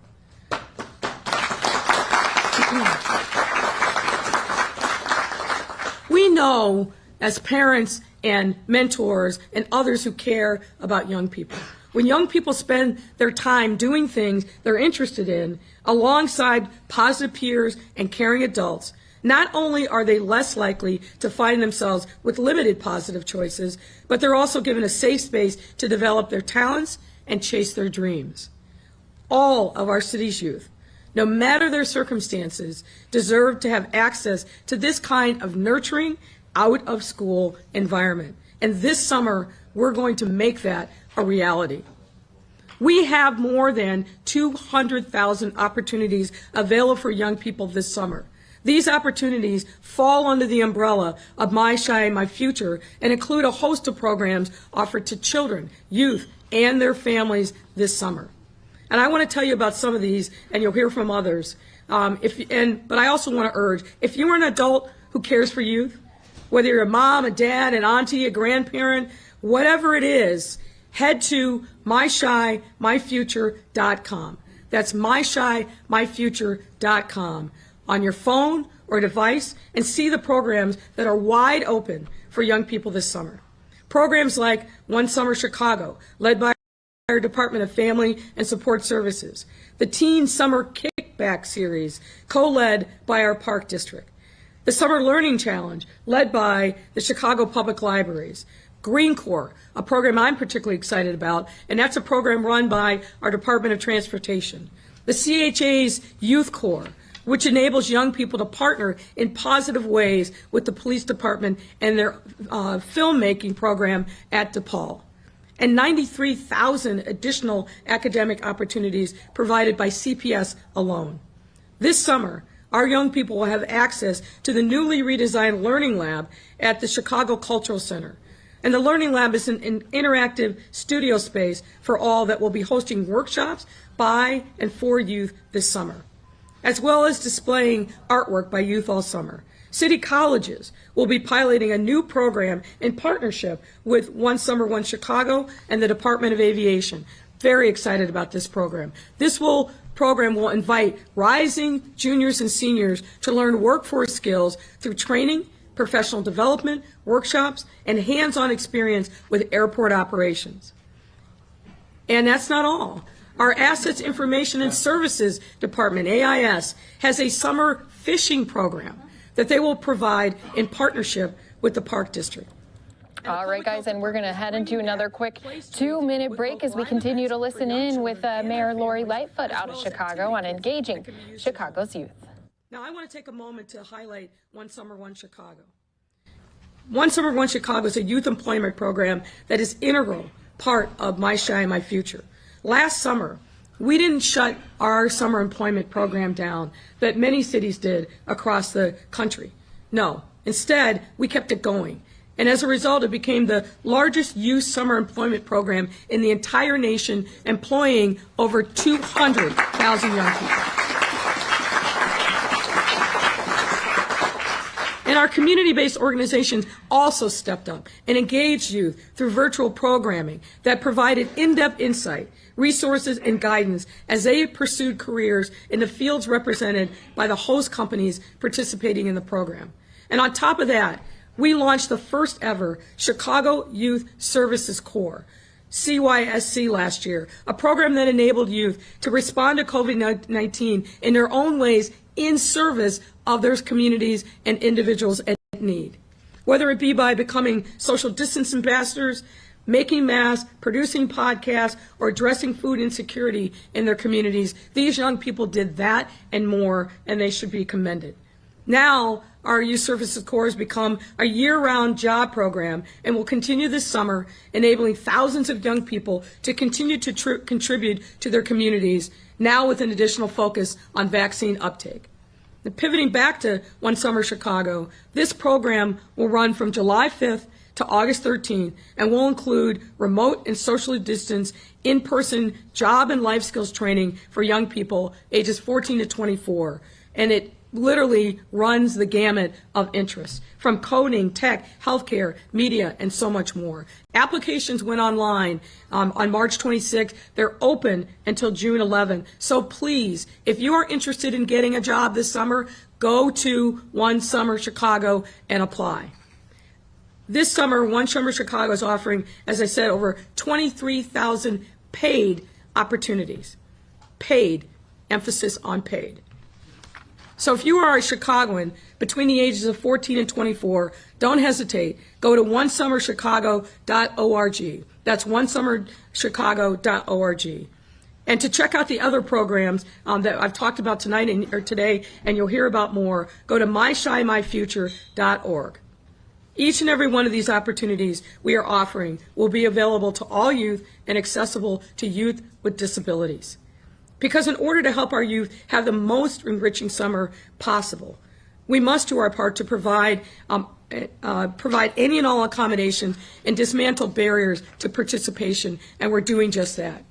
Now, as you can tell by the number of people that are here today, we're making sure that we create the village for our young people this summer. It's absolutely essential that we stand up and we stand tall for them and give them ways to positively connect, to pursue their passions, and we will do just that. As I said before, we've got to be that positive ecosystem around and supporting and loving our young people. And we all have a role to play when it comes to ensuring their physical, emotional, and social well-being. We can't stop. They need us now more than ever. And with that, I'd like to turn it over to Chicago Park District Superintendent and a guy who really understands and lives, breathes, and supports our young people in everything that he does, Superintendent Mike Kelly.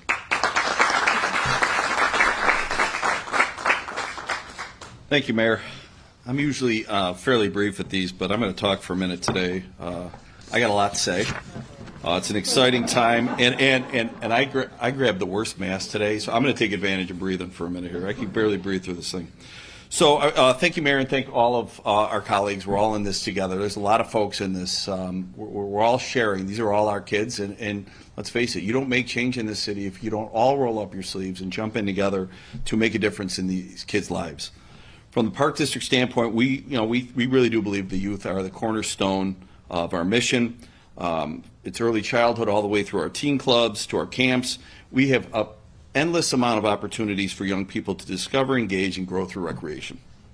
It's in just a few weeks, probably a month, parks across the city are going to start welcoming children into our summer camps, 6 to 12, and it's called Summer of Possibilities. Campers will traditionally, they'll enjoy the arts, fitness, outdoor play.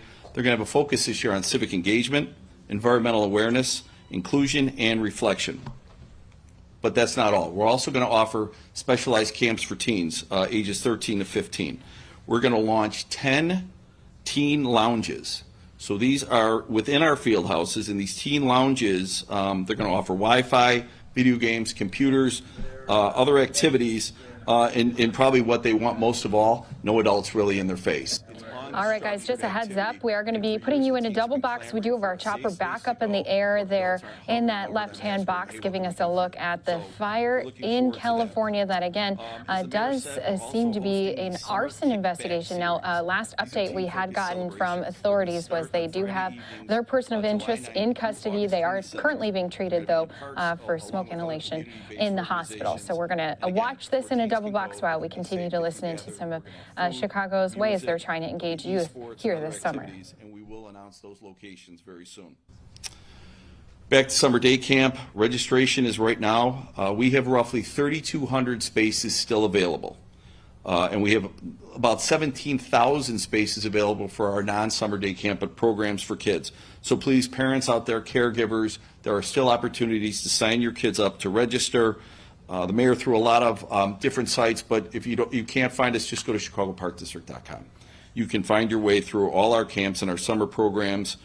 Look, 2021 brings a unique set of challenges to us as we sort of reopen the door, but we know what our role is. Chicago is in the quality of life business, and the Park District is at the forefront of that. My job and the job of my team is to make sure family and kids have as many opportunities and the best experience they can have, especially in the summer in this city. So again, I want to thank public schools, libraries, DFSS, After School Matters, and everybody who's here, because we're all in this together. And it's our job to get it done this summer. So summer jobs, that's another big reason why we're here, right? Summer jobs. So 16 and older, we have lots of jobs that pay really good money, great experiences. Please apply. Our applications are still open till May 30th. 3,000 seasonal jobs we're offering. Rec leaders, lifeguard, junior laborers. If you're out there and you're looking for something for your young one to do, please go to chicagoparkdistrict.com and grab one of these jobs. They're great jobs, they earn a good buck, and they're in their neighborhoods giving back to their community. I mean, it really, please take advantage of that. That's chicagoparkdistrict.com/jobs.com. Again, the deadline is the 30th.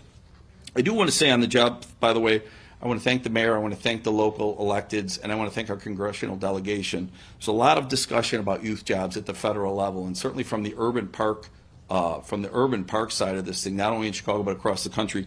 This hasn't happened in a long time. Conservation corps, youth service jobs. This is really going back to some great programs at the federal level that existed a long time ago and have been dormant for a long time. So I wish them all the success on that. Of course, I'm biased and I'm a bit of a cheerleader for the Park District, but I would be remiss if I didn't announce that we were selected again as a finalist for the gold medal. This is in partnership with the Academy. Thank you. To those who you don't know what that is, it's a big deal. It is a big deal. It's in partnership with the American Academy of Park and Rec and the National Recreation and Park Association. It's essentially our Stanley Cup, our World Series. It's our Super Bowl. So to give you perspective in a football metaphor, in the last 4 football seasons, we've been to the Super Bowl 3 of the last 4 seasons, and we have a chance to win 2 Super Bowls. So that's about as good as it gets. Lastly, again, we're getting closer to normal, so I want to just make some quick plugs. This Saturday, May 22nd, Buckingham Fountain will return. It will be back on. Friday, May 28th, we will reopen our beaches.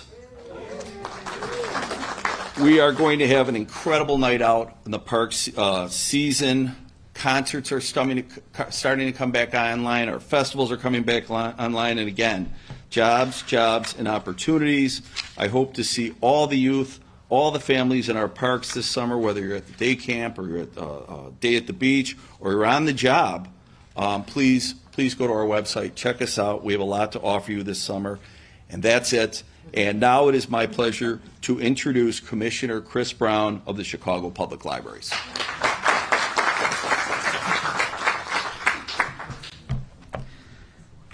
Thank you, Mike. No Super Bowl metaphors for me, though. Not yet.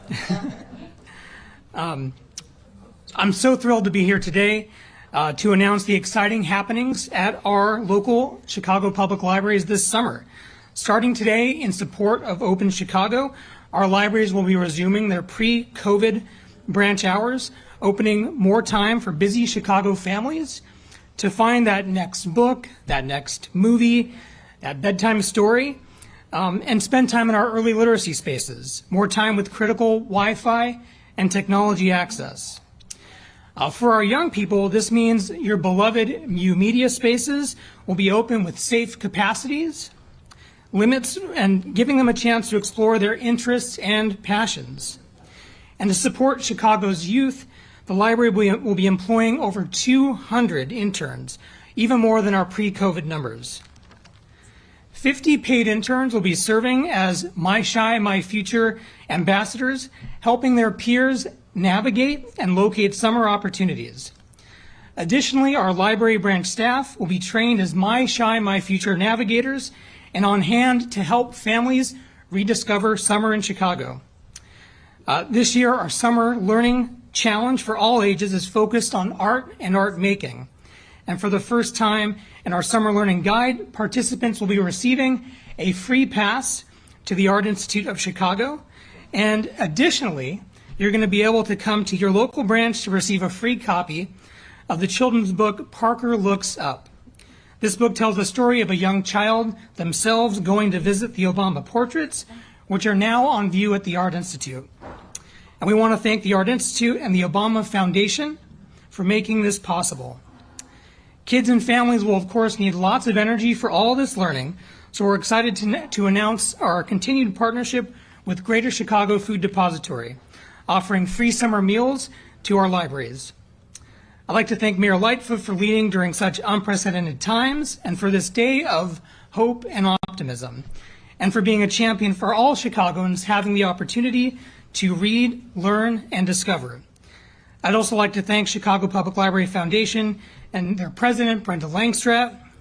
Our sought-after Summer Learning Challenge would not be possible without your philanthropic support. And I'd like to recognize and thank our lead funder for our summer programs, our funders Amazon and Sarah Glavin, who's with us today. Thank you, Sarah. Who is a longtime library enthusiast herself. Sarah, we're so grateful for your support and commitment to our city's libraries and our city's youth. And to Allstate for their continued lead sponsorship of U Media. These programs would not be possible without your support. I think as we all recognize, libraries, parks, and schools, they're all community hubs and really the heartbeats of our neighborhoods, which means that the people of Chicago are essential for fulfilling our mission.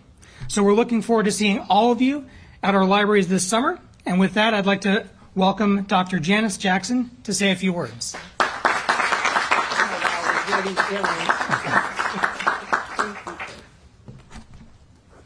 All right. Good afternoon, everyone. Yep. I want to start by just thanking Mayor Lightfoot, but also acknowledging how important today is. I know this kind of convergence of all of the city's resources to support and serve our students is part of your vision from the beginning. I remember over a year ago having a meeting with Sybil, Amy, and we were talking about doing this, so to see this come to fruition is really important. I also think it's important that we are serving students across a continuum. What you heard throughout all of these speeches, we talked about serving students from birth to pre-K all the way through high school, and I want to highlight some of the programs that Chicago Public Schools will be offering. But first, I want to just really lift up the message that Mayor Lightfoot said earlier, which is that we're offering over 200,000 opportunity for youth. That means if you want a job, if you want something to do, we have something for you to do in Chicago in Chicago. Reach out to the school system, the park district, et cetera, whatever point of contact you have. But it isn't often that we're able to say that, and I feel incredibly proud that we can say that during the summer of 2021. The first thing I want to highlight is that we have received additional funding through the ART program from the federal government, and we've pushed those funds out to our schools to support out-of-school time. And so you will see a variety of programming, either new programming or expanded programming throughout the summer that will allow us to support over 90,000 students. This starts with our earliest, our youngest students with our preview to preschool, which is one of my favorite names, kickoff to kindergarten programs, or you may be thinking about how we're going to support some of the transitions for many of our students. We know it's going to be a heavy lift to get our students back in school, which is why our transition to 9th grade program, which is something that we valued for years, we're going to expand the offerings for that program for many of our 9th graders. And because many of our freshmen this year have never set foot in the high school that they attend, we're also expanding that to current 9th graders, rising 10th graders over the summer, which is something that we're incredibly proud of. We are thrilled to celebrate this milestone with our students because through COVID-19 and the pandemic, our kids have lost so much. So this opportunity to reimagine summer really brings us closer to our vision for supporting all of our students. But we're also working with students across that continuum, as I mentioned earlier. So I'm excited to talk about a partnership that we have with city colleges, which we talk about that all the time, and my colleague Juan Salgado knows a lot about this as well. We're going to be supporting over 1,400 CPS graduates this summer who are going to enroll in city colleges, and we're going to be supporting them through that transition. We're also going to be... All right, everybody, switching gears here, going out to the Senate floor, Senator Chuck Schumer speaking live right now. Nomination on the floor after the Senate takes action this week. But first, throughout the week, this is the third thing, very important as well, the Senate will debate a very important piece of legislation. This evening, the Senate will vote on whether to take up the Endless Frontiers Act on the Senate floor, a once-in-a-generation investment in American science and American technology. Last week, the Senate Commerce Committee voted on an overwhelmingly bipartisan basis, 24-4, to advance the bill. The Endless Frontiers Act will form the core of what will be a comprehensive bill to boost America's ability to compete, innovate, and win to the technologies of the 21st century. Over the course of the next week or two, the Senate will debate and amend the legislation. I look forward to having another open and bipartisan amendment process, just as we did on the Asian hate crimes bill and the bipartisan water infrastructure bill. There is no reason the Senate can't finish our work on this important legislation by the end of the month. Members on both sides of the aisle know that decades of federal underinvestment in science and technology have imperiled America's global economic leadership. When we invest in science, it inevitably produces millions of good-paying jobs. So this comprehensive bill will boost funding for basic scientific research, tech development, and manufacturing. It'll strengthen our alliances and partnerships abroad. It'll fortify weak spots in our economy, like semiconductors, and will ensure that we hold the Chinese Communist Party accountable for its predatory economic practices. It's a forward-looking, comprehensive plan to preserve America's competitive edge. The benefits will be manifold. When we invest in scientific research, the effect is diffusive. It helps our universities, our laboratories, and our businesses. And again, it creates new, good-paying jobs, millions of them. So if you're looking for the future, and our people want to have a brighter future, and want to be assured that their children will have better-paying jobs than they have, this is an answer, one of the most important answers we can come up with.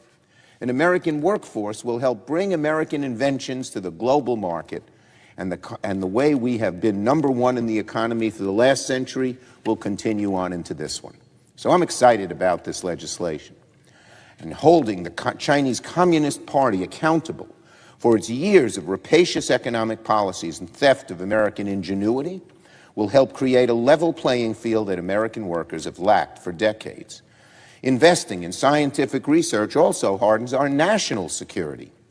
We can either have a world where the Chinese Communist Party determines the rules of the road for 5G, AI, and quantum computing, or we can make sure the United States gets there first. Few things that should bring this chamber together faster than securing another century of American leadership than this. I am proud to have worked with my colleagues, Senator Young, Chairwoman Cantwell, Ranking Member Wicker, and others to get this bill to the floor of the Senate. And I greatly look forward to working with all my colleagues during these next few weeks on amending, broadening, and passing this legislation before the month is out. Now, one final matter. Tomorrow, President Biden will visit an electric vehicle manufacturing facility in Michigan, where a major American auto company is set to unveil its new electric pickup truck. Tomorrow's announcement is a significant breakthrough because it's one of the best-selling cars in America. The success of an electric pickup could hasten our nation's transition to a cleaner, brighter, and stronger transportation future. And personally, I'm very happy to see the Biden administration put a spotlight on zero-emission vehicles. This is an issue I've been working on for a very long time, and something I'm passionate about. No matter how you look at the data, there's no way that America can meet our targets for reducing greenhouse gas emissions without looking at how we drive. Transportation accounts for nearly 1/3 of America's carbon output. And while the transition to electric vehicles is already underway, it's progressing too slowly. That's why almost 2 years ago I developed and introduced an ambitious new proposal to rapidly phase out gas-powered vehicles and replace them with clean cars. All told, the object of the plan, called Clean Cars for America, is that by 2040, all vehicles on the road should be clean. I'm delighted that President Biden has put this proposal in his Build Back America infrastructure plan. Through a mixture of credits and investments, it would make electric vehicles affordable for all Americans, provide incentives to trade in older gas vehicles, build the necessary charging infrastructure, and, very importantly, create tens of thousands of good-paying union jobs in automaking, construction, and battery manufacturing. What distinguishes this proposal is its ability to unite the environmental movement, the labor movement, and the large automakers. Isn't that a great thing? We used to have the environmental proposals and work and union proposals conflict. No more, because we're taking each other's needs into account. This bill has already earned the support of the Sierra Club, the National Resources Defense Council, and the League of Conservation Voters. The UAW and the International Brotherhood of Electrical Workers, and car manufacturers like Ford and General Motors are supportive as well. So you got the whole span. Something like this should pass with a lot of votes, I hope. And I was very proud to see President Biden put my Clean Cars for America proposal at the heart of his American Jobs Plan. In recent weeks, the virtue of such a plan has been made apparent to millions of drivers, and not just for climate-saving reasons. The gasoline shortages all along the eastern seaboard, though temporary, revealed once again that electric vehicles can be more reliable. For EVs, the price and availability of fuel doesn't depend on the ebb and flow of fossil fuel discovery, the volatility of international markets, or panics like the one we just saw. On every front, on jobs, on American economic leadership, protecting the planet, transitioning to a clean car future provides enormous benefits. In the 20th century, in auto manufacturing, America led the way. If we fall behind on electric cars, we will no longer lead the way. But this legislation has us stay number one and produce lots of good-paying jobs. Hallelujah. So, as the President prepares to go to Michigan for this important announcement, we should also be talking about making a larger-scale, ambitious effort to speed our country's transition to zero-emission vehicles. Clean Cars for America is the way to do it. I yield the floor and note the absence of a quorum. Clerk will call the roll. And we will take a quick 2-minute break here on News Now from Fox.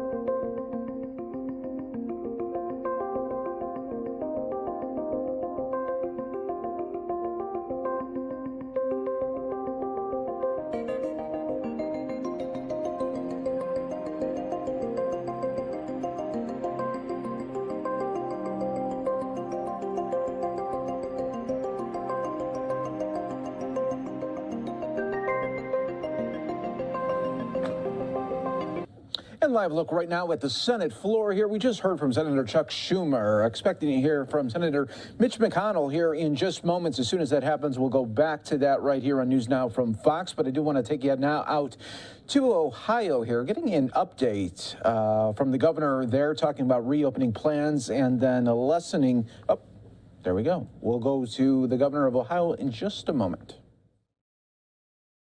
Continued fighting between the terrorist forces attacking Israel and Israel's measured, precise, and defensive response. Hamas unleashed another round of rocket barrages, intentionally targeting civilian areas all across Israel. Israel intensified its campaign to, among other specific military objectives, destroy the terrorist group's underground networks of weapons storage and command and control. Last week, Hamas rocket attacks took the life of a 5-year-old Israeli boy. And because Hamas, in stark violation of the laws of war, intentionally co-locates its terrorist facilities in civilian buildings and neighborhoods. Israeli strikes have regrettably led to civilian casualties in Gaza. No one is glad to see the fighting, but we're already seeing some push the false narrative that this conflict is a tragic dispute between two legitimate combatants, where both sides share blame that is roughly equal. What nonsense. This yields calls for blanket ceasefires and people wagging their fingers at both sides. This camp apparently includes some of our own Senate colleagues.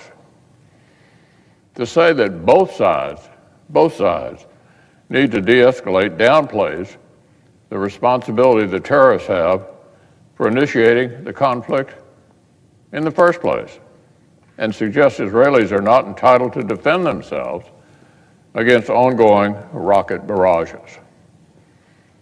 Now look, I completely reject this obscene moral equivalence. Now the second false narrative is the view on the increasingly vocal far left that Israel is, to quote one far left member of the House, an apartheid state. Another says Israel has perpetrated, quote, an act of terrorism. Look, this is not a conflict between Israel and the Palestinian people. Hamas has sought to hijack recent tensions to advance its own narrow, violent objectives. In that sense, it's a conflict between Israel and a terrorist rump state in Gaza that uses its civilian population as human shields and exploits their suffering for political gain. These terrorists set up shop in apartment buildings and under press offices.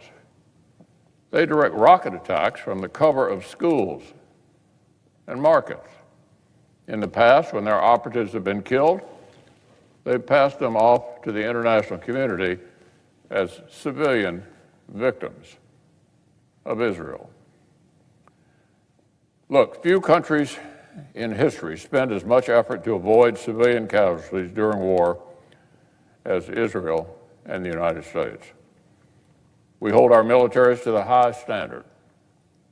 Our Israeli friends take pains to defend themselves in ways that are responsible and spare the very civilians Hamas is willing to sacrifice for its propaganda. Israel invests heavily in precision munitions. They spend precious time after attacks confirming target identification. And listen to this, they even provide advance warning to civilians in Gaza before specific buildings are targeted, even when doing so means the terrorists may also evacuate. It's all well and good for President Biden to speak with the president of the Palestinian Authority, but he holds little sway in Gaza. And twice he has rejected generous offers from different Israeli governments aimed at establishing an enduring peace.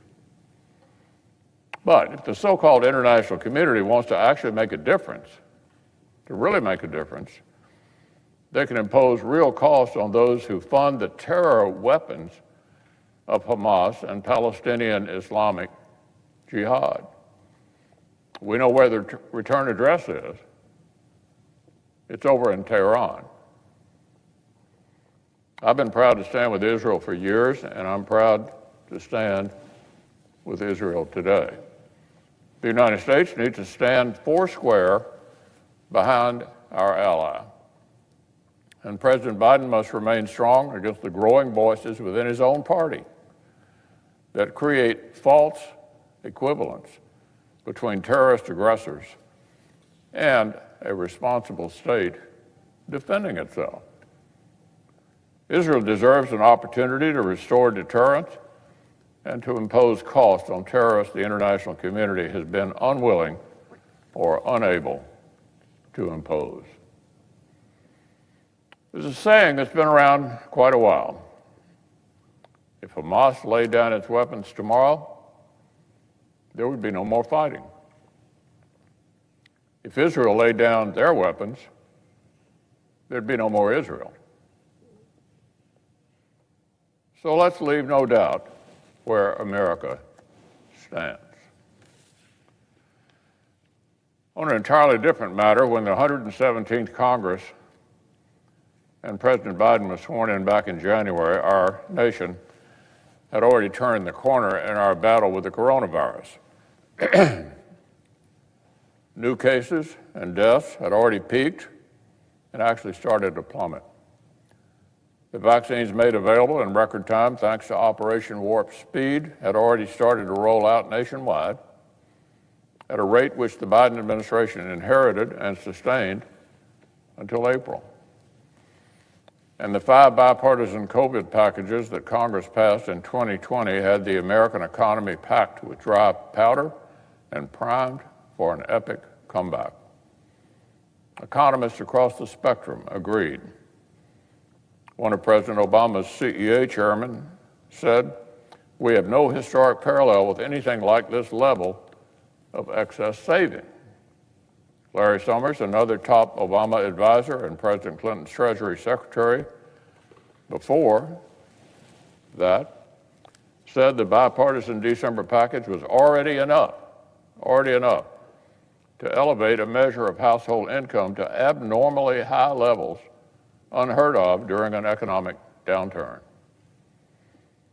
We were already adding back jobs, but instead of tailoring another bill to build on this momentum, they pushed ahead with a $2 trillion partisan plan that the far left wanted. Republicans predicted it would hurt our recovery if Washington kept taxing working people so the government could pay others a bonus to stay home. I stood here in February and quoted an expert who said, in an expanding economy that is putting the virus behind it, paying people more in unemployment than they could receive from working is an act of substantial economic self-harm. It would keep workers on the sidelines, stop the unemployment rate from falling as rapidly as it otherwise would, and slow the overall recovery.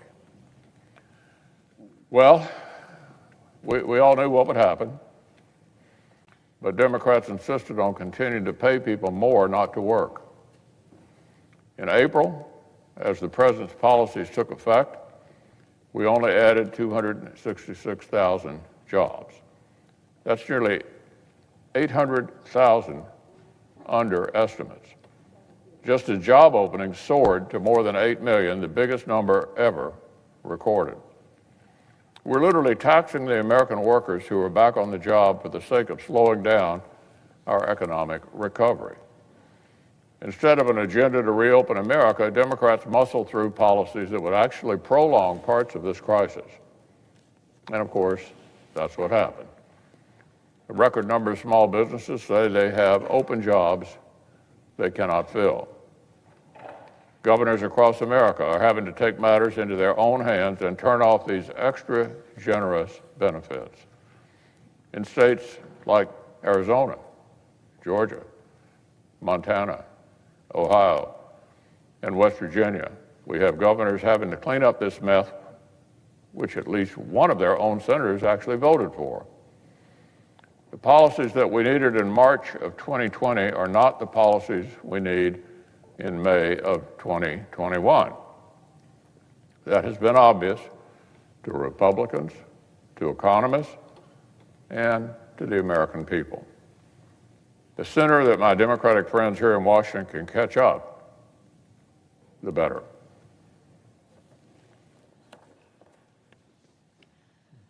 Under the previous order, the leadership time is reserved. Morning business is closed. Under the previous order, the Senate will resume consideration of the motion. All right, everybody, and we will take another quick 2-minute break here on News Now from Fox. And for those of you still here with us, let's continue on right here, taking you out to Ohio for a little bit of their COVID-19 updates, as well as bringing back the economy there in Ohio. This is the governor there talking about less restrictions when it comes to mask mandates and social distancing. Offices to sign up to be a COVID-19 vaccine provider.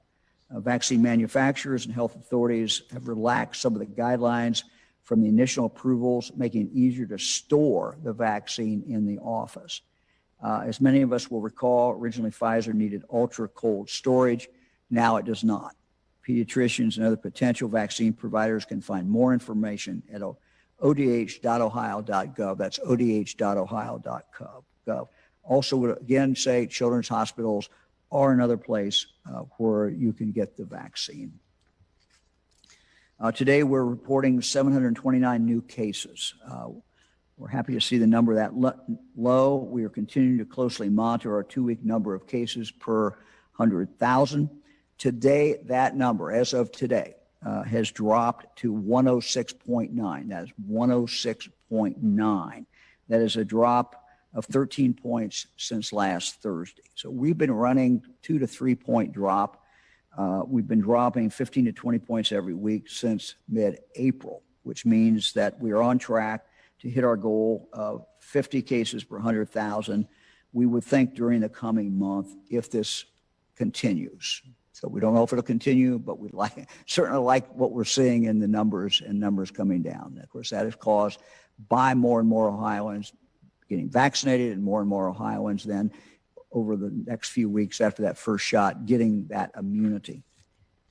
Earlier today, the Ohio Department of Health Director, Stephanie McLeod, and the Director of the Ohio Lottery, Pat McDonald, held a press conference to discuss the specific rules, terms, conditions of our new Vax-A-Million drawings. Just to recap very quickly, beginning May 26th, we will announce 5 weekly winners of a drawing for $1 million. All Ohioans 18 years of age and older are eligible. They have to have been vaccinated. Those who have been vaccinated are eligible. Also beginning May 26th, we'll announce 5 weekly winners of a separate drawing for a 4-year full-ride scholarship at one of our state universities. That includes room, board, tuition, books. That is for those between the age of 12 and 17. Now, we announced at 11 o'clock today one notable change to the design of the Vax-A-Million drawing announced Wednesday. Ohio Vax-A-Million will now be an opt-in. You have to opt in. So starting tomorrow, 8 o'clock, I believe is the time, Ohioans will be asked, if you have been vaccinated, be asked to register for the drawings by visiting OhioVax-A-Million.com. That's OhioVax-A-Million.com, or you can call the Ohio Department of Health call center, and that number is 1-833-4-ASK-ODH. That's 1-833-4-ASK-ODH.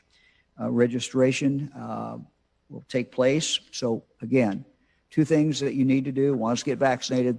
The other is to go online and register, or you can do that by telephone. Either way, and get registered and get into the system. Once you're in, you're in. So you do not have to re-register every week. Again, the way to register is visiting OhioVaccamillion.com or by calling the Ohio Department of Health call center 1-833-4-ASK-ODH. Since we had two big announcements last week, of course. One was moving to the 12 to 15-year-olds and adding them to the people who could be vaccinated. We're very happy about that. We also announced our Vaccamillion initiative, and we're getting anecdotal reports back from health departments that we're seeing an increase. We had been seeing a downturn that continued, fewer and fewer people getting vaccinated. It would appear at least that we have bottomed out on that, and there's some indication that we're certainly seeing an increase. Just as an example, last Friday, May 14th, was the highest day of shots administered in the last 3 weeks. That would be since April 23rd. So from April 23rd, if you take today, or take Friday the 14th, and that's the day that we have most of the vaccinations actually filled in. It takes several days to fill in. So May 14th, highest date of shots administered in the last 3 weeks.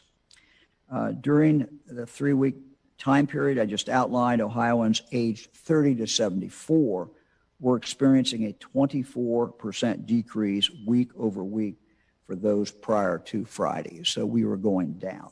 Last week, that age group saw a 6% increase. So we think this is good news. Good news not only for our 12 to 15-year-olds, but good news in regard to our older Ohioans as well. We'll stay tuned, but this is the way we get out of this pandemic. More and more Ohioans becoming vaccinated. Our cases are going down, and that is in inverse relationship to how many people were getting vaccinated. So that is very, very, very good news. Lieutenant Governor, we'll turn it over to you. Thank you, Governor. I just have one quick update, and as our attendees will recall, as a result of the wide availability of both jobs and vaccines, last week we announced that there's going to be a reinstatement of the work search requirement under the unemployment compensation program, and that will be effective on May the 23rd. And we received some calls from employers who want to know how they do that. How do they report somebody that won't return to work? Many of them found it difficult in the past and really hard to find. And so we pride ourselves on improving our technology and our access and our customer service. And so what you will see, and I think we'll go to these slides, that there are a number of ways in which employers can report non-compliance with the new rule at jfs.ohio.gov, unemployment.ohio.gov, and ohiomeansjobs.com.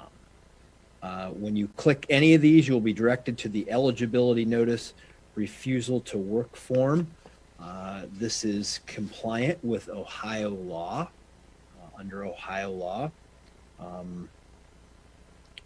which is the standard that we're reverting back to. If you do not have access to these resources through a computer, you can also call 1-877-644-6562. But we recommend that you use the tabs on these websites. We've made it easy to use so that people have the ability to comply with the rules as it relates to unemployment compensation. It's just worth noting that right now we're creating jobs faster than employers are finding people to fill them. The unemployment rate has returned essentially to pre-pandemic levels, but there are also we want to emphasize this, the number of education and training programs that can help prepare individuals for the jobs that are being created out there. Individuals can visit ohiomeansjobs.com or contact their local Ohio Means Jobs Center to find and apply for job openings. ohiomeansjobs.com currently lists more than 180,000 job openings, and nearly 95,000 of those pay $50,000 a year or more, which is at around an all-time high for that number of jobs that pay those wages. And we have a variety of resources for you to get trained if you're trying to do a career switch. Because remember, education and job training qualifies as a work search requirement. So you can get yourself prepared for a new career and still meet that work search requirement. To find more contact information, to helpful resources, go to the Ohio Means Jobs Center near you or ohiomeansjobs.com and select Find a Job Center as a resource to have a physical location in your area, or you can call the number at the bottom of that page, which is 888-296-7541. So what we're doing is we're giving you an easy to use tool as an employer to report somebody who you've offered a job to or who will not return to work as part of that requirement. And we're also making it easy for the person who's out of work to become that potential employee, to get the job training and the resources they need to move back into work. So it's just more, as we hear, Governor, from people who are trying to navigate the system, we're trying to knock down those barriers and make it easier for them to do it. And we hope as more and more people are stepping up, getting vaccinated, and employers are creating jobs, we'll get this economy moving even faster than it is already, and continue to grow opportunities for people across the state. Thanks, Governor. We're ready for questions. Governor, first question today is from Jess Hardin at MahoneyMatters.com. Jess. Hi, Governor. Thanks for taking our questions today. I was speaking with some local school administrators last week about low vaccination turnout at school clinics. And the administrators said that they weren't really encouraging students to take the vaccine because they didn't want to make a political statement or kind of wade into that argument. Are you encouraging school administrators to, do a better job of messaging vaccination opportunities for students? Well, I don't think it's political. This is not a political issue. But I think ultimately that decision is a decision for the parents and for that child. I think schools, we appreciate when they make it available, but ultimately that decision rests with the parents and with the child. Next question is from Brian Somerville at WBNS in Columbus. Hey, Governor, thank you so much for taking the time. A couple of really quick ones. First of all, I just want to make sure I heard you clearly that it is only a recommendation from the state for districts to continue to wear masks while in schools. Just want to make sure I heard that right. And then second of all, as these orders are lifted, you said earlier that it may be difficult to really prove who is vaccinated and who's not. I think you talked about this earlier. We are truly on the honor system here. Does that give you any pause for concern as we move forward with going about life again unmasked? Yeah, if I said that about schools, I misspoke. Schools, the health order extends to June 2nd. And so we want the schools to finish out the school year just like they started. And that is to have everyone have a mask on. It has worked exceedingly well. It's been one of the most successful things that has happened. We've been able to keep spread out of the classroom. Now we've had, kids bring it in from outside, but when kids are in a classroom, they just don't spread it. So we would like for them to finish up, but June 2nd is the day when you get up, the health orders are off. And so if a school wants to make a decision, that late in the year to switch over and not have mandatory masks, they can do that. But up until then, schools need to, and the health order says that they will have to continue to mask. Second question, I'm sorry. Just go ahead. I was wondering, as these orders are lifted, does that give you any pause for concern, knowing that some people may try to use this as a time, even unvaccinated, to take the mask down in public? Yeah, I think that, we really do have two groups of people, and the people who have been vaccinated can feel safe. They might want to find circumstances where they feel more comfortable wearing a mask, and we should respect that. We should respect it if they don't want to wear it. As far as those individuals who are not vaccinated, they're taking a very significant risk. But ultimately, 14 months into this has to come down to individual choice. And, that's why we made the decision to take the health orders off on June 2nd. And, people can protect themselves now and have the vaccine and have the ability to do it. What I said was, no one can really tell. What I simply meant is that, as far as a business, they really have to decide, are they going to continue to follow a protocol that they have every right to set, and that is, if you come in my business, you're masked, or they can make a decision not to be masked. I think it's tough for them. They can do whatever they want, but I think it's tough for them to enforce a rule that said vaccinated people don't have to wear a mask when they come in my store, but unvaccinated do. I just think that's mechanically difficult. It's practically difficult for them to do. Next question is from Courtney Wheaton at WKEF in Dayton. Hi, Governor. I was just wondering, with those people that aren't wearing the mask and just new variants and the future, if we saw those numbers rise again, could we ever have restrictions again, or are you kind of just moving in a different direction at this point?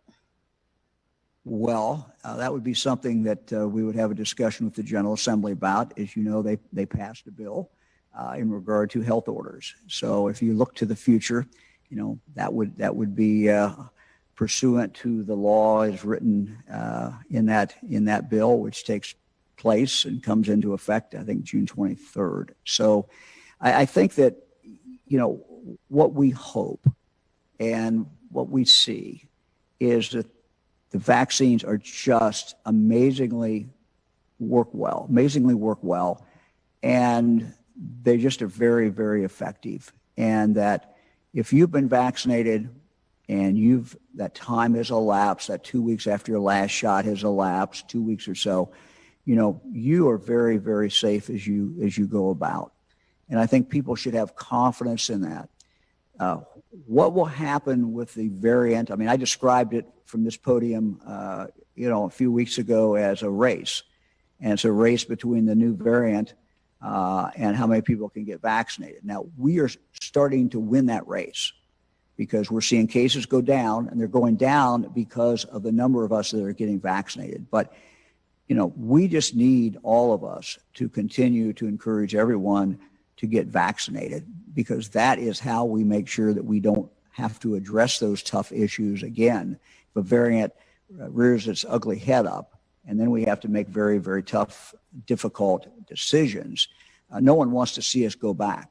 I was down at, a friend and I were see the new soccer stadium in Cincinnati, a phenomenal place, but you just walked around there and you talked to people, and they were just so happy to be vaccinated. They would tell you that I'm vaccinated, I feel good, I'm getting out, I can come here today, I can do different things. So the whole game today is now on vaccination. That's what we have to focus on, and that's why we're doing absolutely everything we can think of to encourage more people to become vaccinated while respecting their right not to be vaccinated. Next question is from Jim Otti at WHIO in Dayton.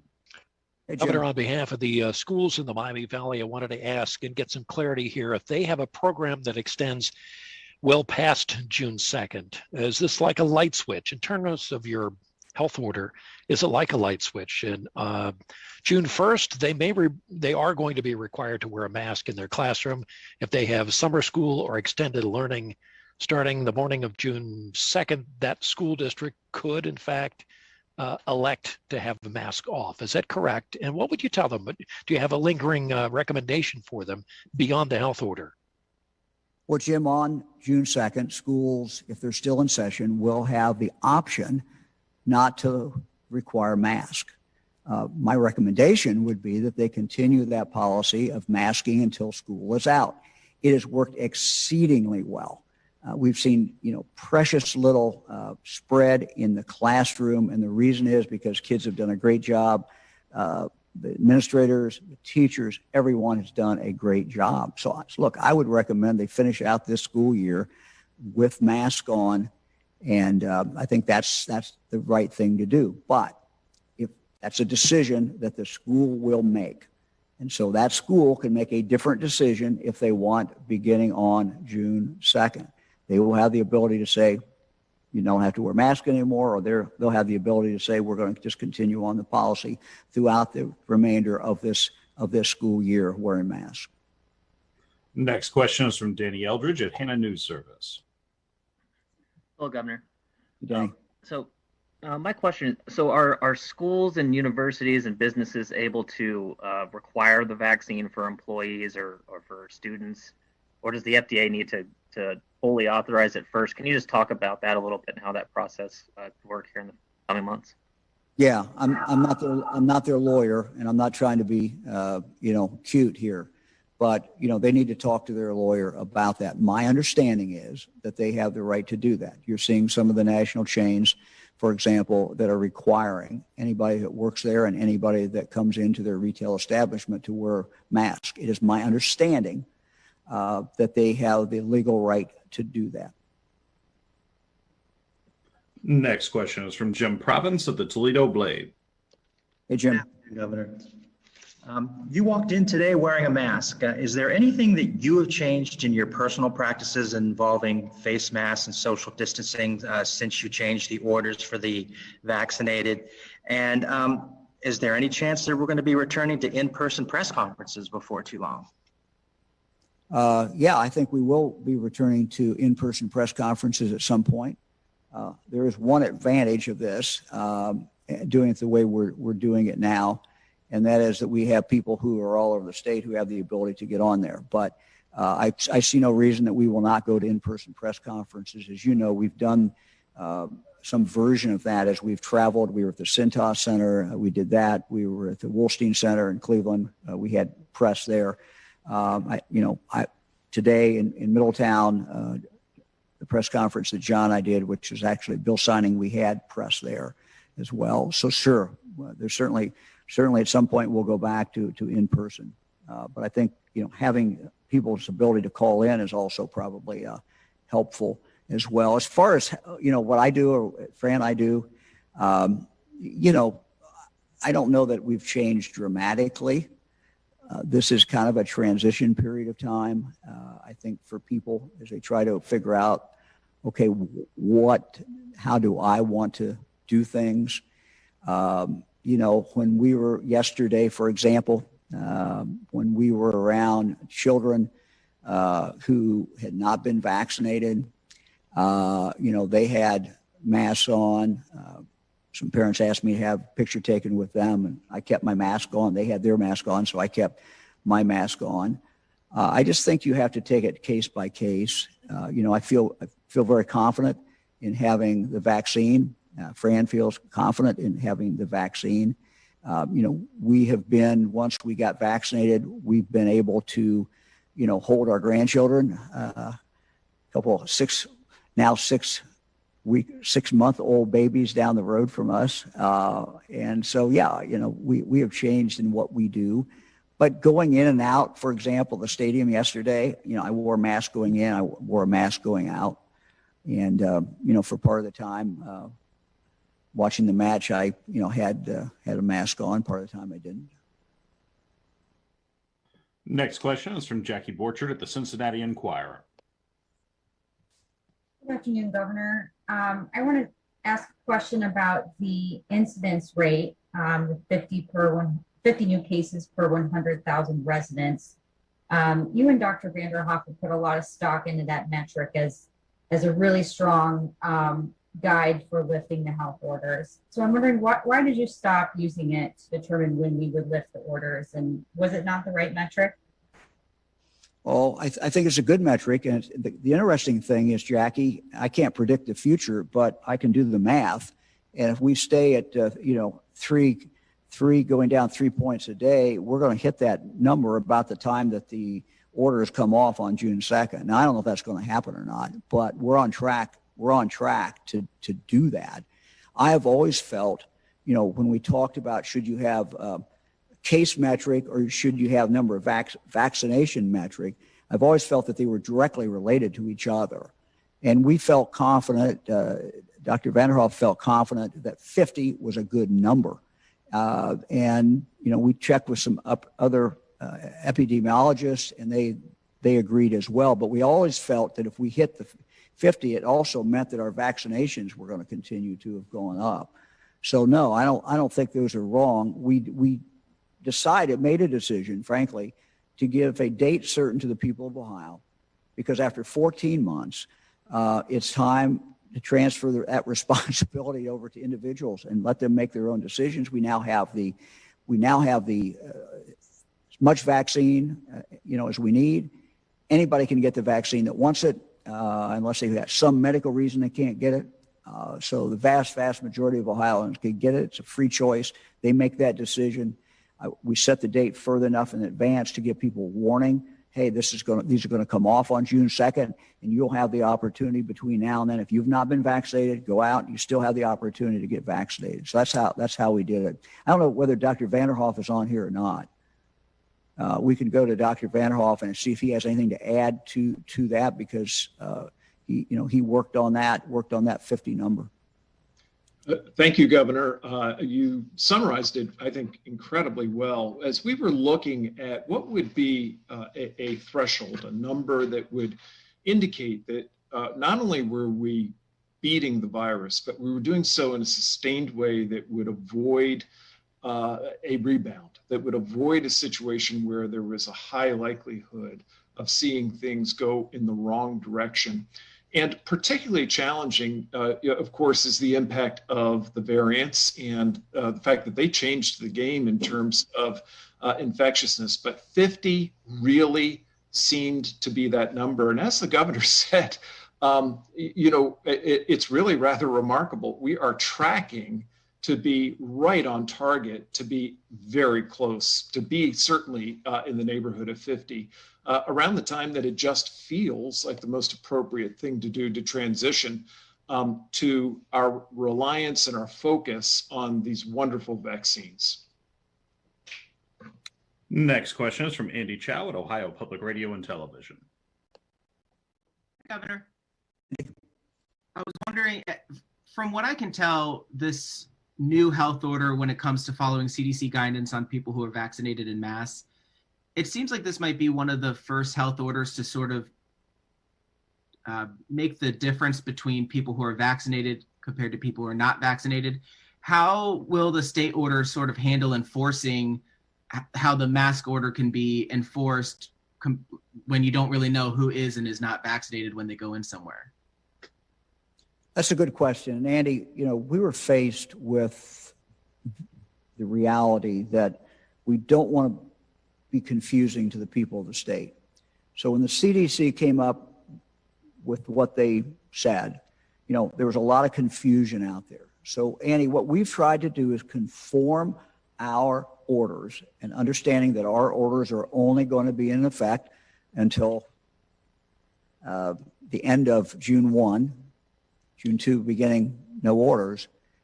We wanted to conform them as closely as we could so that people would have one guidance to follow. It's not fair to the people of Ohio to have two guidances to follow. So we are in this transition period, not much longer until June 2nd. And, for example, in answer to your question, we're not going to enforce these rules as far as masking in a retail establishment. Up until now, one of the things that we've done is we've had inspectors go out, and they've done a good job, and the people have done a phenomenal job. I think the last I looked, we were at about 89% compliance in retail. But once this CDC new guidance came out, the signal to everybody was, you can take your mask off. And so we don't want to be in a position where we're telling people in the state of Ohio one thing, they're hearing something else from the federal government. We're trying to align those two, and that's what we're doing.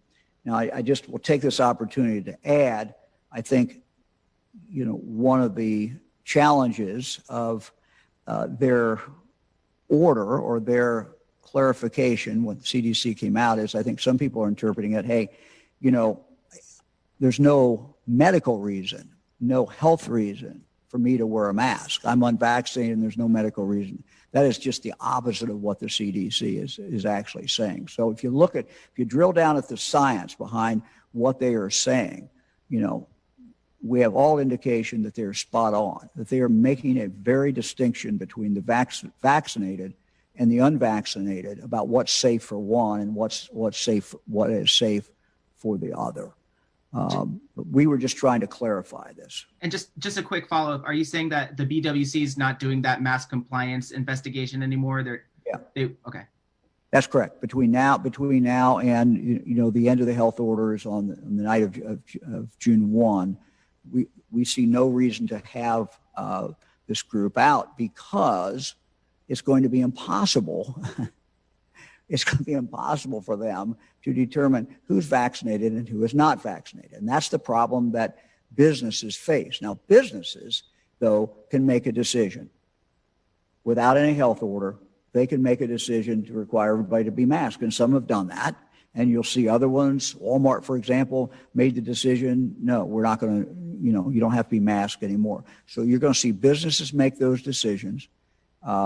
We're requiring schools to continue to be masked through June 1. I suspect that all health institutions are going to continue to require masks.